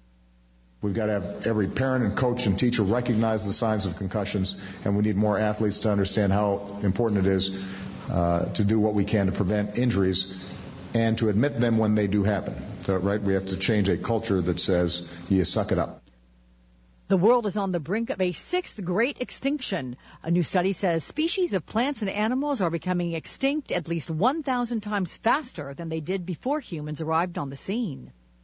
I'm Alex Witt, NBC News Radio. MSNBC presents Growing Hope. When a voice is empowered to action, when a light shines on equality and justice, the seed of hope is sown. It drives you to tackle the hard stuff, to stop gun violence, protect voter rights, to fight so that everyone has access to health care, and make sure no one falls through the cracks. As hope grows, so does the power of people. Learn more at msnbc.com/growinghope. Neil Bortz here for Vision Computers. Attention business owners, IT people, here's a way to minimize cost, maximize productivity. Vision Computers, a new computer, Intel i3 processor, 4 gigs RAM, 500 gig hard drive, 3 years parts and labor warranty for only $599. Tech support average hold time, 15 seconds. That's productivity. Visit visioncomputers.com or call 877-9VISION. 877-9VISION. 20 years of business excellence. MSNBC presents Growing Hope. When a voice is empowered to action, when a light shines on equality and justice, the seed of hope is sown. It drives you to tackle the hard stuff, to stop gun violence, protect voter rights, to fight so that everyone has access to health care, and make sure no one falls through the cracks. As hope grows, so does the power of people. Learn more at msnbc.com/growinghope. TrueCar.com. It's the new way to buy a car. Hey, it's Leah. TrueCar.com users save an average of $3,000 off MSRP. First, go to TrueCar.com and see what others paid for the car you're looking for. Then, register at TrueCar.com to see upfront pricing information and lock in your savings. Finally, print out your TrueCar savings certificate and take it to the TrueCar certified dealer for a hassle-free buying experience. Save time, save money, and never overpay. Visit TrueCar.com today. That's TrueCar.com. Do you need an attorney? Are you worried that you'll need to take time away from work or your business to see your attorney? Taking time from your day usually means lost productivity and money. You do not have to miss work to see your lawyer. The After Hours Practice Group at the law offices of Cragen and Love works with clients who prefer to meet during early mornings, evening hours, or on Saturdays. Free consultations are available. Call 801-924-3701 to receive more information or to schedule an appointment. You can also visit us on the web at www.afterhoursattorneys.com. Don't miss work to see your lawyer. Attorney Brett Cragen is a member of the iTex trading community. Your iTex dollars are welcome. Hello. This is Scott, for Scott's Tough Builder Lawn Food. Lads, your lawn is a living, breathing thing, and right now it's hungry, famished even. So it's up to you to feed it, and feed it today with Scott's Tough Builder Lawn Food. A regular feeding with Scott's strengthens and helps protect your lawn from future problems. Learn more at scotts.com. Go on, put down some Scott's Tough Builder Lawn Food this weekend. Feed your lawn. Feed it.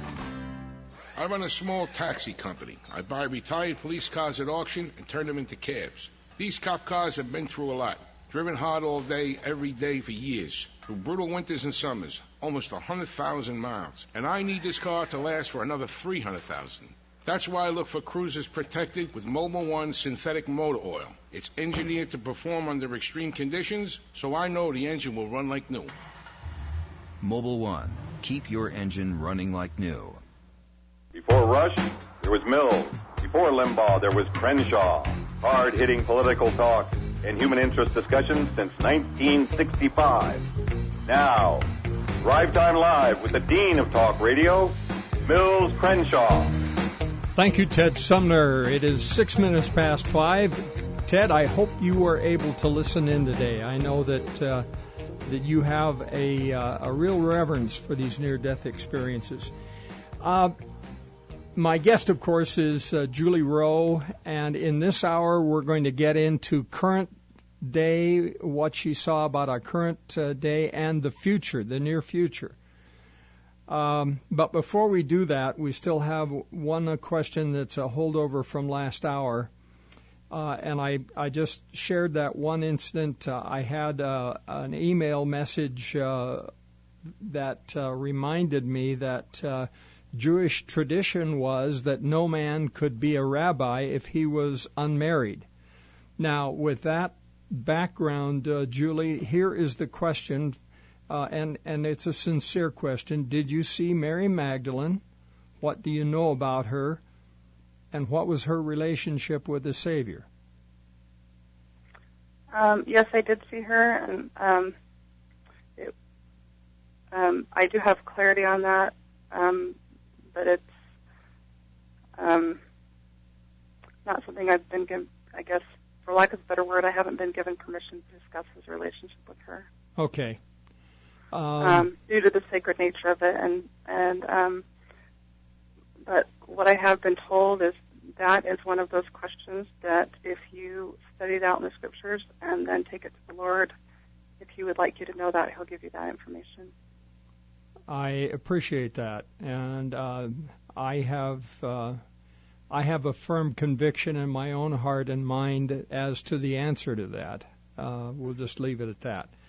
There is something else I need to say, Mills, going back to the question you asked me before the break, and that was, do I know why I've had this experience? And there's more to that answer that I need to clarify for the listeners. Repeatedly, what I have been told when I've asked why, I have been told, don't ask why, ask what, and ask how. And when I've inquired, every time I've inquired further about what that means, the answer has come, ask what am I to do and how am I to serve. Interesting.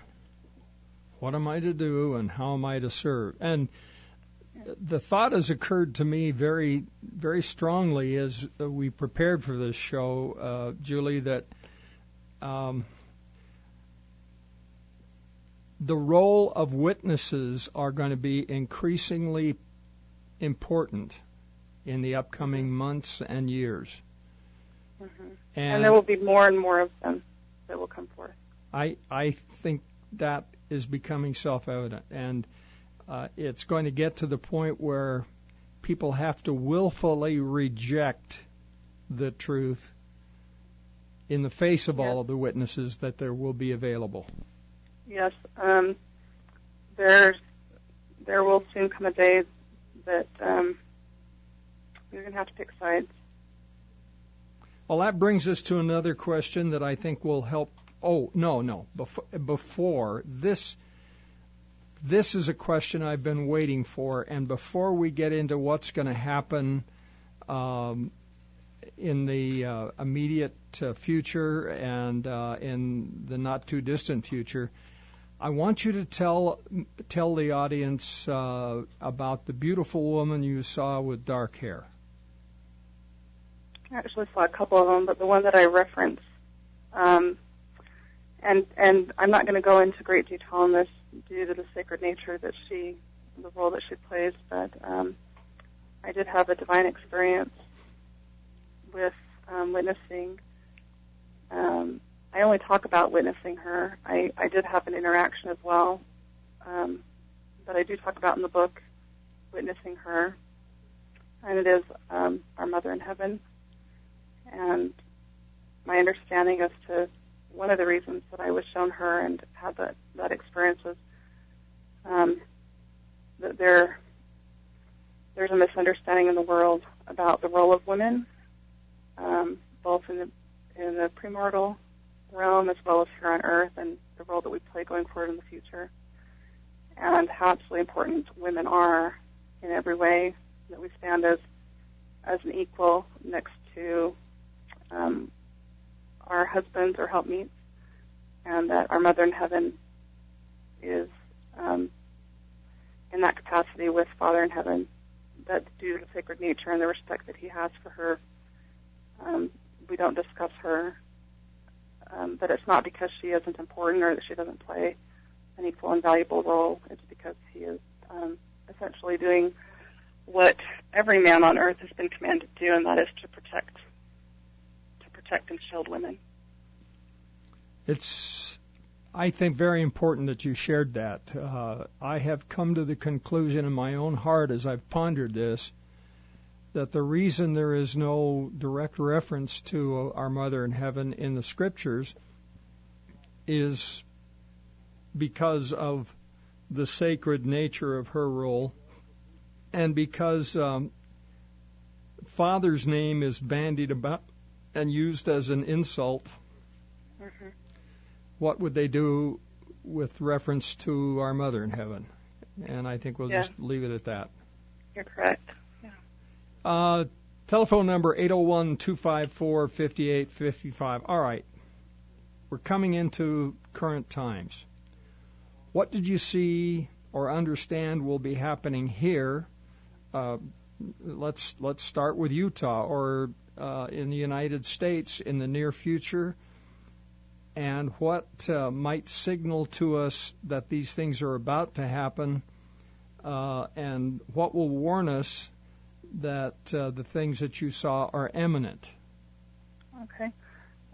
Well, to start out specifically, I'm supposed to share that in the last 9.5 years since this experience, I've been shown other things, but of those things that I was initially shown and have since been shown, many of those things have already come to fruition, meaning we are living in the last days and approaching the final hours prior to the Lord's coming. And having said that, it would stand to reason then that some of the things that I was shown in 2004 have already happened, and I'll just highlight on some of those that come to mind quickly. Hurricane Katrina, Fukushima, Sandy, as in Hurricane Sandy, the Sandy Hook incident,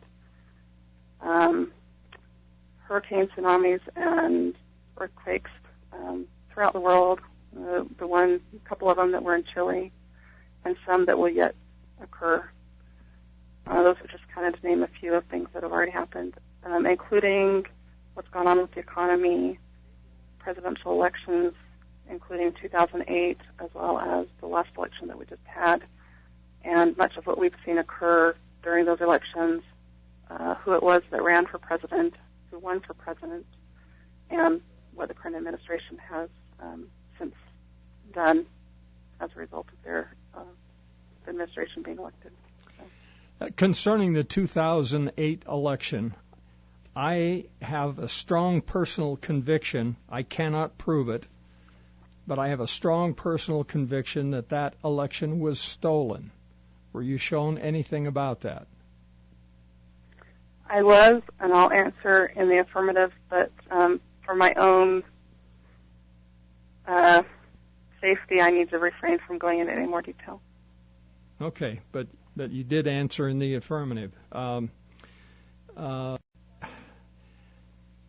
am getting, not from spiritual sources, but from economists and billionaires and major investors,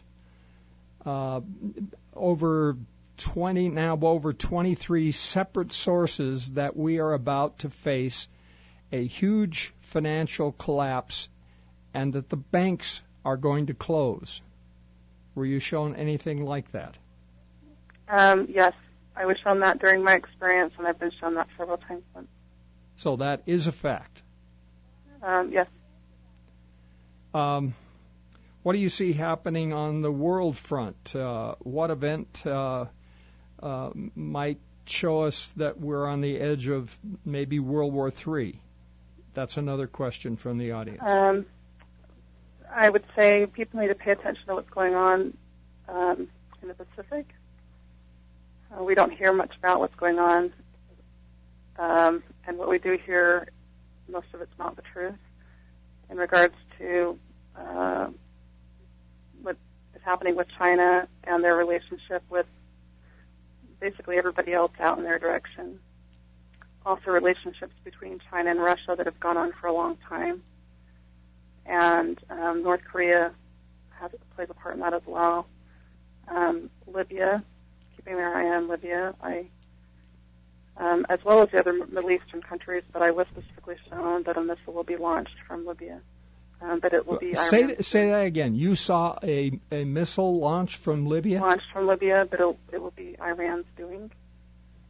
And it hits... Meaning they'll be involved in it. But actually the United States will be playing a part in that as well. That's terrible. And you say it hits Israel? They try to. More than one. There is some success there, and the story that will be told as to who actually launched it is not going to be true. But yes. Well, let me just share with you one other guest that I had who had an NDE saw a missile launched from Libya, and I think that was almost a year ago that we shared that on the air. And that particular individual saw this missile that was launched toward Israel. So that's a second source on that event. I did see that at a future point in time, both the Temple Mount, Temple of Jerusalem, and Dome of the Rock are destroyed. They are destroyed, and will that happen as a result of missiles? I can't answer that. Okay. I mean, I can answer it, but I'm not supposed to answer that. Fair enough. Yeah.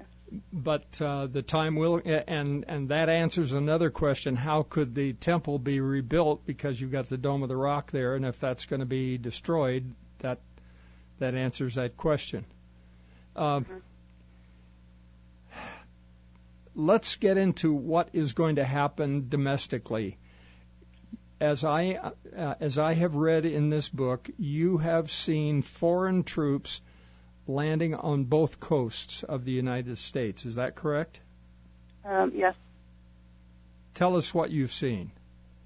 Well, what I was shown several years ago was that actually our own government would be making agreements with the UN, countries involved in the UN, to come onto U.S. soil. And I've actually watched that happen. For those that read anything in alternative media where you can get a little bit more of an insight, we have most of our troops that are in other countries, and we have lots of other troops that are already on our soil. So they'll initially come in, quote unquote, as peacekeeping troops. Peacekeeping, that's the guise under which they'll come, and then we'll be invaded. And you've seen both Russian and Chinese troops, is that correct? Yes, and I believe a few North Korean, but primarily Chinese, primarily the Asian troops that I saw were Chinese. And they actually form a union together. They've been working together for years. I mean, they've been planning this for... And are they turned against the United States citizens? Initially, they'll pretend that they're not, but yeah. So they come in basically as Trojan horse. That would be a good way a simple way to explain it. We're going to pause again for a commercial break, then we'll be right back. My guest, Julie Rowe. We're now talking about current and future events that are on our doorstep. You're listening to Drive Time Live, the Mills Crenshaw Show on K-Talk.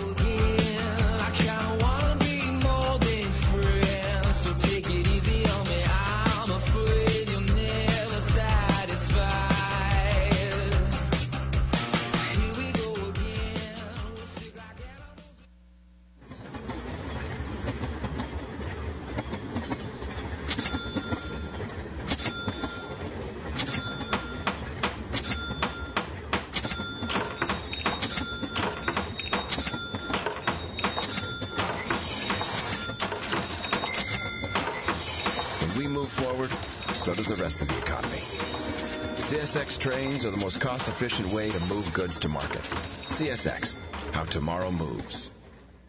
Because Mike switched to Geico and saved hundreds of dollars on car insurance, his money clip wants to shake his hand, firmly, for a solid 3 seconds. But it can't. Fact is, most money clips don't have hands to shake with. Switch to Geico, and every time you notice the extra cash, you'll know your money clip wants to give you a firm handshake. But remember, it can't. It doesn't have hands. It is, however, happy that you're saving money. Geico. 15 minutes could save you 15% or more on car insurance. Call now. Call 254-5855. AM 630 K-Talk. Live local two-way talk. Drive Time Live with Mills Crenshaw. Welcome back. Drive Time Live, the Mills Crenshaw Show on K-Talk. Telephone number 801-254-5855. My guest is Julie Rowe, R-O-W-E, and the book that she has written is called A Greater Tomorrow, My Journey Beyond the Veil. For 9 years, she was counseled not to speak about her experience until the time was ripe, and she has been given permission now, first to write the book and secondly to speak out. Julie, is this the first program you've ever been on? It is, Mills. It's the first time actually that I've spoken publicly at all about it. And while I appreciate the opportunity, and I hope this is no knock against Mills, I really didn't want to be on your program, and you know that. I do understand that, and I respect the fact that you've given this much of yourself, and I'm trying to keep it within bounds. You've done a great job. And, well, we're very grateful. One of the things that you were shown was basically the economic collapse of the United States. In what you were shown, is paper money going to have any value? For a while. Eventually, the way I see it kind of playing out is paper money will be significantly devalued to the point that it's not worth anything really. Silver and gold and other assets for a while will make a play, and eventually we'll be down to some bartering systems for necessary commodities that many of us take for granted today. Well, for the purposes of full disclosure, Julie, I don't want to be accused of hiding anything from you. I deal in precious metals, but I have constantly warned my audience that the first thing they need to set aside is 1, food, and 2, warm clothing, and 3, arms and ammunition, and then 4, to get out of paper and get into some silver and gold for barter purposes. Is there anything you've seen that would contradict that? I'm going to add to it. Please. I would say first, a minimum of 3 months of rotatable goods, and that includes hygienic items, toilet paper, toothpaste, deodorants, things that we need to keep sanitary. So hygienic items and rotatable goods of food. When you have that, then work on having a minimum of a year of those items. At the same time, avoid or get out of debt as quickly as possible, but don't go into debt to get those items. Have a stash of cash, including small denominations of ones, as well as coins on hand. After you've been able to do that, if you have money to be able to put towards other things, you definitely do need warm clothing. I would say I'd highly encourage, for those that can afford it, to get a good tent, warm sleeping bags, any kind of survival gear, things like that. And there are reasons for that, because when utilities can't get to your house, but you have a warm sleeping bag to sleep in, that's going to go a lot further than silver as far as surviving. After you have all those things, the basics of life, then I would encourage people to get those commodities. So if someone's not in a position to take care of those needs first, they should not be going out and buying silver and gold. I absolutely agree. Perfect. We've got a flood of questions. We won't get to them all, but there's going to come an increase in missionary work, but there's going to come a time when missionaries will be called home for a time. Can you tell us about that? Yes, we're seeing the hastening of the work right now, and that's going to continue to increase, and that message is not going to stop. Meaning missionary work has been going on from the very beginning in the pre-existence, and it will continue until the Judgment Day. So throughout the millennium, throughout the building of the New Jerusalem, and what I refer to in the book as places of refuge and cities of light, that will all be going on. Missionary work will all be going on. It will just be done differently than it currently is being done. Let's talk about the cities of light. I've had several people send me copies of dreams that they had, and see if any of this looks like or sounds like things that you were shown. Some of the people sent me dreams in which they were called into a meeting, like a special meeting of their stake. And when they got to the meeting, the doors were locked, and those who came, and they were told, "We're leaving now, and we're going to cities of refuge." And they had trucks that picked up their food supply and their survival gear, and they were off on their direction to places of refuge and cities of light. Does that? Yes, I've been shown that on a personal level and on a broader scale. Most of the details I've been given on that pertain to my family because of who I have stewardship over, but I have been shown kind of some more basic information about what that would entail in the United States and then throughout the world. And I'm supposed to say, to make it clear that doors will be locked not to keep people in, but to keep people out, to keep the sacredness of the meeting what it needs to be, similar to when there is an LDS temple dedication that goes on. So there'll be a window of time, say the meeting starts at 6 o'clock or 7 o'clock, say it starts at 6. They'll give a window of time. I don't know what it'll be, 5, 10 minutes, maybe at that 15-minute mark. Then those who have come can come in, and those who haven't, you missed the boat, if you think of Noah and the ark. And the wise and foolish virgins. Yeah, absolutely. Talk about the cities of light and what they mean to the people who are there.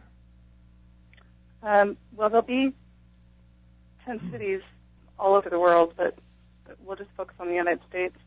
10 cities throughout the country. Due to the agency of the citizens of the United States and the circumstances that will go on in the United States, there'll be 10 cities that are set up by just average citizens. And then the LDS Church will have what are called places of refuge, and then there'll also be specific places of refuge called cities of light. And I don't know how much detail you want me to go into. Probably what I would recommend is, if that's something of interest. Certainly. That I did see in the cities of light that in some of them, this is definitely a minority, there were tabernacles that were actually large tents, similar to the days of Noah, except for that it was modified to modern day in that there was no altar for sacrifice. But if someone were to try to imagine what that looked like, a large white tent. And the cities of light are different in that the places of refuge are organized, and everyone has, in all of these camps set up by the church, everyone is assigned certain responsibilities and jobs and roles based on the skill levels and what we are able to contribute to the camps. But they're also used as a place of refuge, but also to help get people ready to meet the Savior. And so with that will come a lot of really, really difficult things, as well as a lot of really miraculous experiences. Going back to some of the questions, you say in the book that you saw the Antichrist and you saw an Arab associate of his. Can you talk a little bit about that, please? I'll touch briefly. First, there are several antichrists that have been on the earth, as we know if you study scriptures. There always have been antichrists, Cain being the first, and there will be many yet to come. When we speak of the Antichrist, there will be one man in particular who will seemingly, by all appearances, be able to perform incredible miracles that woo the people.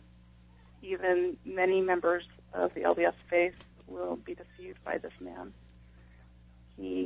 What I saw was a man who has been rising in the ranks of political power on both the national as well as international level. Dark hair, clean cut, slim build. His face was blurred from my vision, so I don't know what his actual face is. I just know that I will recognize him when he comes on the scene. And I have repeatedly seen him shaking hands with a very powerful Arab man wearing all white with a white turban, although that man's face was not blurred. However, I don't familiarize myself enough with the Middle Eastern culture and their leaders to know who he is at this point in time. But I do know that both men are living on the earth right now and rising through the ranks. Will the power go out here in Utah before the big earthquake? I don't know the order of that. there will be some glitches here and there, some due to natural disasters and some man-made. My understanding is that so much of it happened so close together, it was even hard for me to decipher or figure out the sequence and order of things. And I believe that's because the Lord doesn't want me to know either. He doesn't want me to know the exact sequence, because then where is my faith? How is my faith tested if I already know? So I've been shown things, some things in sequential order, and some things that I think are in sequential order, and other things that I know are kind of happening all at the same time. Did you get the sense that that this is imminent? In your book, you describe your husband basically on patrol on horseback, so that would not be too many years in the future, I would think. I have rarely been given any dates, and I haven't been given a date of this. However, I have been shown a few scenes of distant views of my family and of myself, both traveling to the camps as well as at the camps. And I will just say that my husband has very, very dark hair that's starting just barely to go gray at the temples, and he's losing hair on the top of his head, but he still has some to comb it over. And what I've been shown, he still has just about that much hair. And my kids are getting closer in age to what I was shown. Interesting. Interesting question. Will people be able to take their pets and animals with them to the cities of light? I hope so, because I have a really cute puppy we got right before Christmas, and I really love him. Well, and I do know that some pets will be there because I did see some dogs, but only a few scenes with dogs. And one that I saw in particular was a big, happy yellow lab, but it was made known to me that he was also, part of his purpose for being there was as a guard dog. Interesting. You also saw a lab in the spirit world, did you not? Yeah.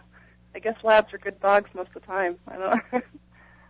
It was made known to me. That's another interesting thing in the book we didn't talk about, but for the animal lovers out there, I did ask the question of, is it true that all dogs go to heaven, to which I was told no. And so I guess, like all of us, there are some animals that are not as nice as others, including dogs. So, but an interesting detail about that is, my understanding of that is that those animals that we have also have their agency. And so when we get to the other side, if, for instance, I would like to have my puppy come be my pet in heaven, then he gets to choose. He gets to choose. Does he want to go live with me? Because maybe he didn't like me and I didn't treat him so well. Interesting. But if it's a mutual agreement, then and yeah, if those intelligences are able to progress and be at the same place. I don't know. I'm diverging. Just a little detail. I really love my puppy. Understand. Hey, if it's a choice between our pugs being left behind or me being left behind, I know what the choice would be. Right. Yeah. It's a tough choice. A greater question is that comes to my mind is, where are we? What place are we in?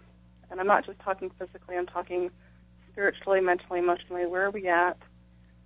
If I shouldn't say if, when the time comes that this call is made, and we're not considering that we have to leave animals behind, but even more so, what do we do about family members that we love that are not wanting to go, and where does that put us? And that is going to bring up the topic I want to get into a little bit when we come back from the break. One question is, how many here will go to the cities of light? And of course, that brings up the question of agency. When we come back, I would like you to share what you were shown, and I'm afraid some people aren't going to like the answer. Okay. You're listening to Drive Time Live, the Mills Crenshaw Show on K-Talk. My guest is Julie Rowe. Her book is A Greater Tomorrow, My Journey Beyond the Veil. And I can attest to the fact that Julie is not interested in fame. She's not interested in making a lot of money on this book. She was actually told to keep her mouth shut for 9 years, and she has been let to know that now is the time for her to speak out. She first wrote the book. This is her first public appearance in talking about this, and I think you can get the feeling of her spirit. She's not in this for money. She's not in it for fame. She is a witness, one of the most profound witnesses I have come across in my entire life. The telephone number, if you have questions, 801-254-5855. It's now time for a brief commercial break. When we come back, we'll have the last segment with Julie Rowe on K-Talk, AM 630, Utah's Talk Radio.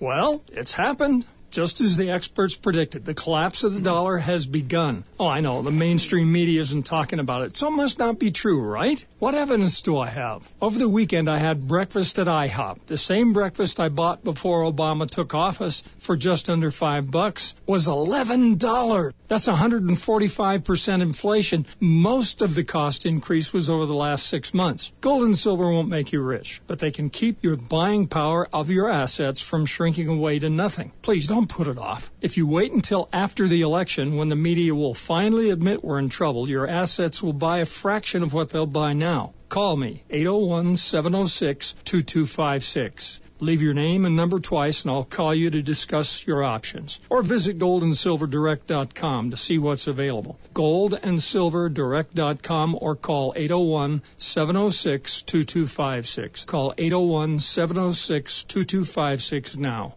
Steve Jones has been giving radiation detectors to Utah police and firefighters for 4 years now. Trouble is, only about a fourth of our first responders have them. The detectors look like stamps or dots and turn colors in radiation. While many Utah first responders have these detectors, the biggest responder agency in the state, Salt Lake County Emergency Management and Unified Fire, does not, even though the detectors were created by the Department of Defense especially for them. So now Steve is giving them away free to the public at K-Talk Radio. Come get some radiation detectors for your family and give one to a unified firefighter or police officer if you know one. For more information, visit physiciansforcivildefense.org. For any first responders, in-state or out-of-state, send a self-addressed stamped envelope and the number of detectors you need for your department to the address at physiciansforcivildefense.org. Or, for K-Talk listeners, hurry to K-Talk Studios at the northwest corner of 104th South Redwood Road and get your free detectors. Limit 4 per person. Do you need an attorney? Are you worried that you'll need to take time away from work or your business to see your attorney? Taking time from your day usually means lost productivity and money. You do not have to miss work to see your lawyer. The After Hours Practice Group at the law offices of Cragen & Love works with clients who prefer to meet during early mornings, evening hours, or on Saturdays. Free consultations are available. Call 801-924-3701 to receive more information or to schedule an appointment. You can also visit us on the web at www.afterhoursattorneys.com. Don't miss work to see your lawyer. Attorney Brett Cragen is a member of the iTex trading community. Your iTex dollars are welcome. Call now. Call 254-5855. AM 630 K-Talk. Real people. Real talk. Drive Time Live with Mills Crenshaw. Welcome back. Julie, the question is asked, how many people will go to the cities of light? How many people go to the Cities of Light? Yes. Well, first of all, it's important to make a clear distinction that there are general places of refuge that will be set up by the church, and then Cities of Light. Cities of Light are a little different, and I'm not really going to go into that too much as far as how they're different, but I don't know the answer to that question other than there are going to be a lot of people who are going to refuse to leave, aren't there? There are, yeah. And so the reason I don't know the answer to that, Mills, is because we all have our agency. And so that remains to be seen how many will actually choose to go. The church isn't going to force anyone to go. They're not going to round anybody up. It's going to be an invitation for those to heed the counsel of our church leaders, of our prophet. And for those that do and are prepared to do so, then they will experience some great hardship, but they will experience safety and protection that can only be found by following the prophet, living gospel principles, and really being protected by angelic beings and through the power of the priesthood. So I don't know how many there are, but I know that what I was shown and have been shown in several different settings is if you were to take an average LDS ward and say you have 400 people on the roster and 279 that are active, and of those, and you break it down to how many have been listening and heeding the counsel to get prepared temporally, and then most importantly to be prepared spiritually, the numbers dwindle significantly. And then of those that would actually show up to a meeting that's outside of a regular church meeting, and then from then on be willing to leave behind maybe friends or family or jobs or big houses, nice cars. We will be called to sacrifice and to leave those things behind. And there will just be, unfortunately, many people that won't be willing to do it. Did you get the impression that this type of preparation has actually been going on for some time? It's been going on in many ways since the restoration of the gospel began with Joseph Smith. And in other ways, you can look at the words of the prophets and apostles for decades now, when we were first instructed as members of the church to start getting food storage. Originally, the church wanted us to try to get 7 years, and that has since been narrowed down, not because the need is any less, but because the Lord realizes that his people are not ready. And so he's simplified it as much as he possibly can for us. That's interesting, because of what you were shown about Joseph in Egypt, and that was an archetype of the latter days. Yes, it is. A huge significance to what I would say the story of Joseph and the story of Noah and the ark. And President Benson said years ago that having our food storage in our day will be the equivalent to those who were able and willing to board the ark with Noah. Interesting.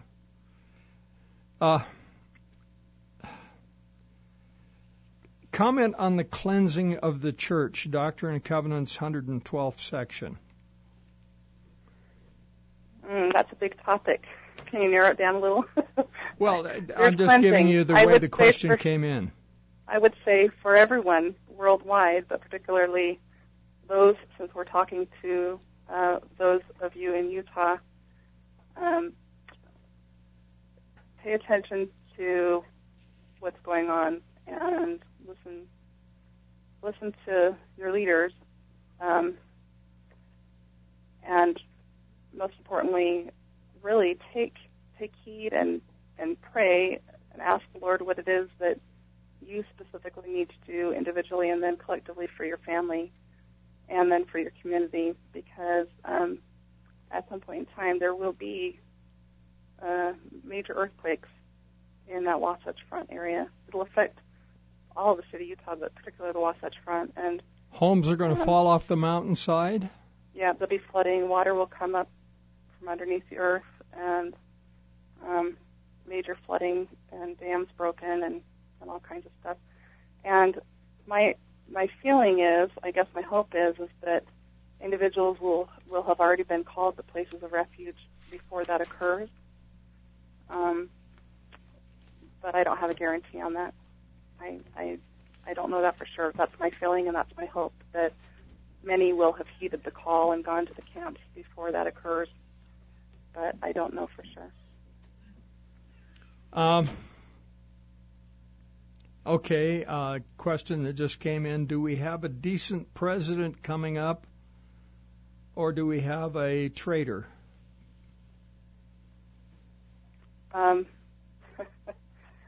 don't think we've had a decent president for a while, and unfortunately I don't believe that things are going to get any better that way. We need to individually do everything we can to still stand for truth and light and to defend the Constitution. But going forward, the Gadiantons are alive and well and will continue to proceed in their plan. The good news is that the boys from the mountains are going to come down and rescue the Constitution. Okay. There was one question that is sort of unusual, but I thought it was interesting. Based on what you've seen, will dogs always remain dogs? Will dogs always remain dogs? Yeah, and forever. Yes. Yes. Okay. Yes, we are created, the Lord organized intelligences as they are, both male and female. We were created as a male or female from the beginning in the pre-existence. And it's the same with those animals. They were created as a dog, they'll stay a dog. And if they were a boy dog, they'll stay a boy dog. Will an asteroid or comet hit the Earth? Yes, there'll be a huge fireball. I saw a huge fireball that will hit the Earth, and that'll be part of the cleansing process. And that cleansing process will prepare for what? Now, will that be before or after the millennium? That's a tricky question because I guess it depends on who's defining when the millennium starts. The city of Jerusalem, much of that will start to be organized, but that's a deeper doctrine question that I'm not supposed to answer at this time. I feel impressed to just counsel people to read your scriptures and ask the Lord for additional light and knowledge on those things, and really we're supposed to be focusing on hastening the work and preparing for what's happening right now instead of worrying about any devastation that's coming. Well, I think one of the things that has been very clearly set forth is we have a very short window right now that we can prepare. Mm-hmm. Food, warm clothing, items that can be bartered, some precious metals but everything that we think of as valuable now, $100 bills, fancy homes, fancy cars, that's not going to mean a lot, is it? It's not, no. And some of us have more attachments to those things than others. We all have our attachments to things. That's just human nature. For me, I don't know if it's because I was raised in the military or just because I had this experience so many years ago. It's changed my perspective on things. The hard part for me is not so much about leaving material possessions behind. It's things like, what about journals, scrapbooks, memorabilia, those kinds of things. What can I do so that I can preserve those memories and take those with me, but not have to take 10 boxes? Because that's not going to be able to happen. When you boil it down to what's really important to us, what are our priorities? Well, it's really not going to matter if I have my jewelry or if I have really nice clothes. What's going to matter is, do I have something warm to wear when I'm camping in the mountains, sitting in a tent, and it's 20 degrees outside? And that's not easy to survive. It really isn't. It takes preparation. Gloves are, you don't think about it, but gloves are critical. And socks. Hats. And I still have a lot of preparation to do there, and I'm glad we still have some time. We do still have some time. This is not something we need to worry about as far as this year. Going forward, I don't know when. My feeling is that it could happen as soon as a year from now or the year after, but within 5 years. And since none of us have a timetable, we don't want to delay because otherwise we'll be left without and we'll be left outside. And it also sounds to me like we need to be politically involved, or by default, we're going to become slaves. Yes, and what I have clearly been shown is that those that don't go to the camps, increasingly so, and there'll be different reasons why people don't go, but we will see a day when, we talk about the government and privacy issues right now. We haven't seen anything yet. It's going to get worse then. Much worse, yes. From what I've been shown about how difficult it is to be camping in a survival situation, but under the protection that will be given through the church leadership, it looks gloriously easy and far better and much, much nicer, and it's going to be very difficult, much, much better than the alternative. And in this regard, there is a question here. You may or may not want to answer this. I suspect that you know the answer. The question is, did Christ have children? I do know the answer, and I'm not to answer that right now. Okay. Your best guess is sometime within the next 5 years. Could happen as quickly as a year from now. Mm-hmm. And I would say, just as the Lord is hastening His work and not delaying that we need to do everything we can in our power to do everything we're able to do to get out of debt and to get our lives in order in every way. Now, we have really glossed over much that's contained in this book, and in the minute that remains, I just want to remind everybody the book is called A Greater Tomorrow, and you see banks closing, you see the collapse of our economy, a lot of things that we've just glossed over, and I strongly recommend that you get a copy of this book, A Greater Tomorrow, My Journey Beyond the Veil by Julie Rowe. And once again, Julie is not in this for money. She's not in it for fame. She was very hesitant. This is the first time she's talked publicly about it, and I want to thank you for that, Julie. Thank you very much. You're welcome. Thank you, Mills. I do need to share that I am grateful for the opportunity, although, in all honesty, I didn't want to do it.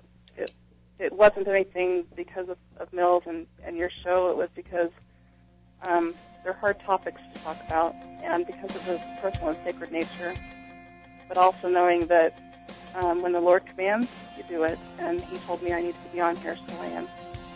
And I thank you, and I thank Him. Stay tuned. Kyle 2K coming up next.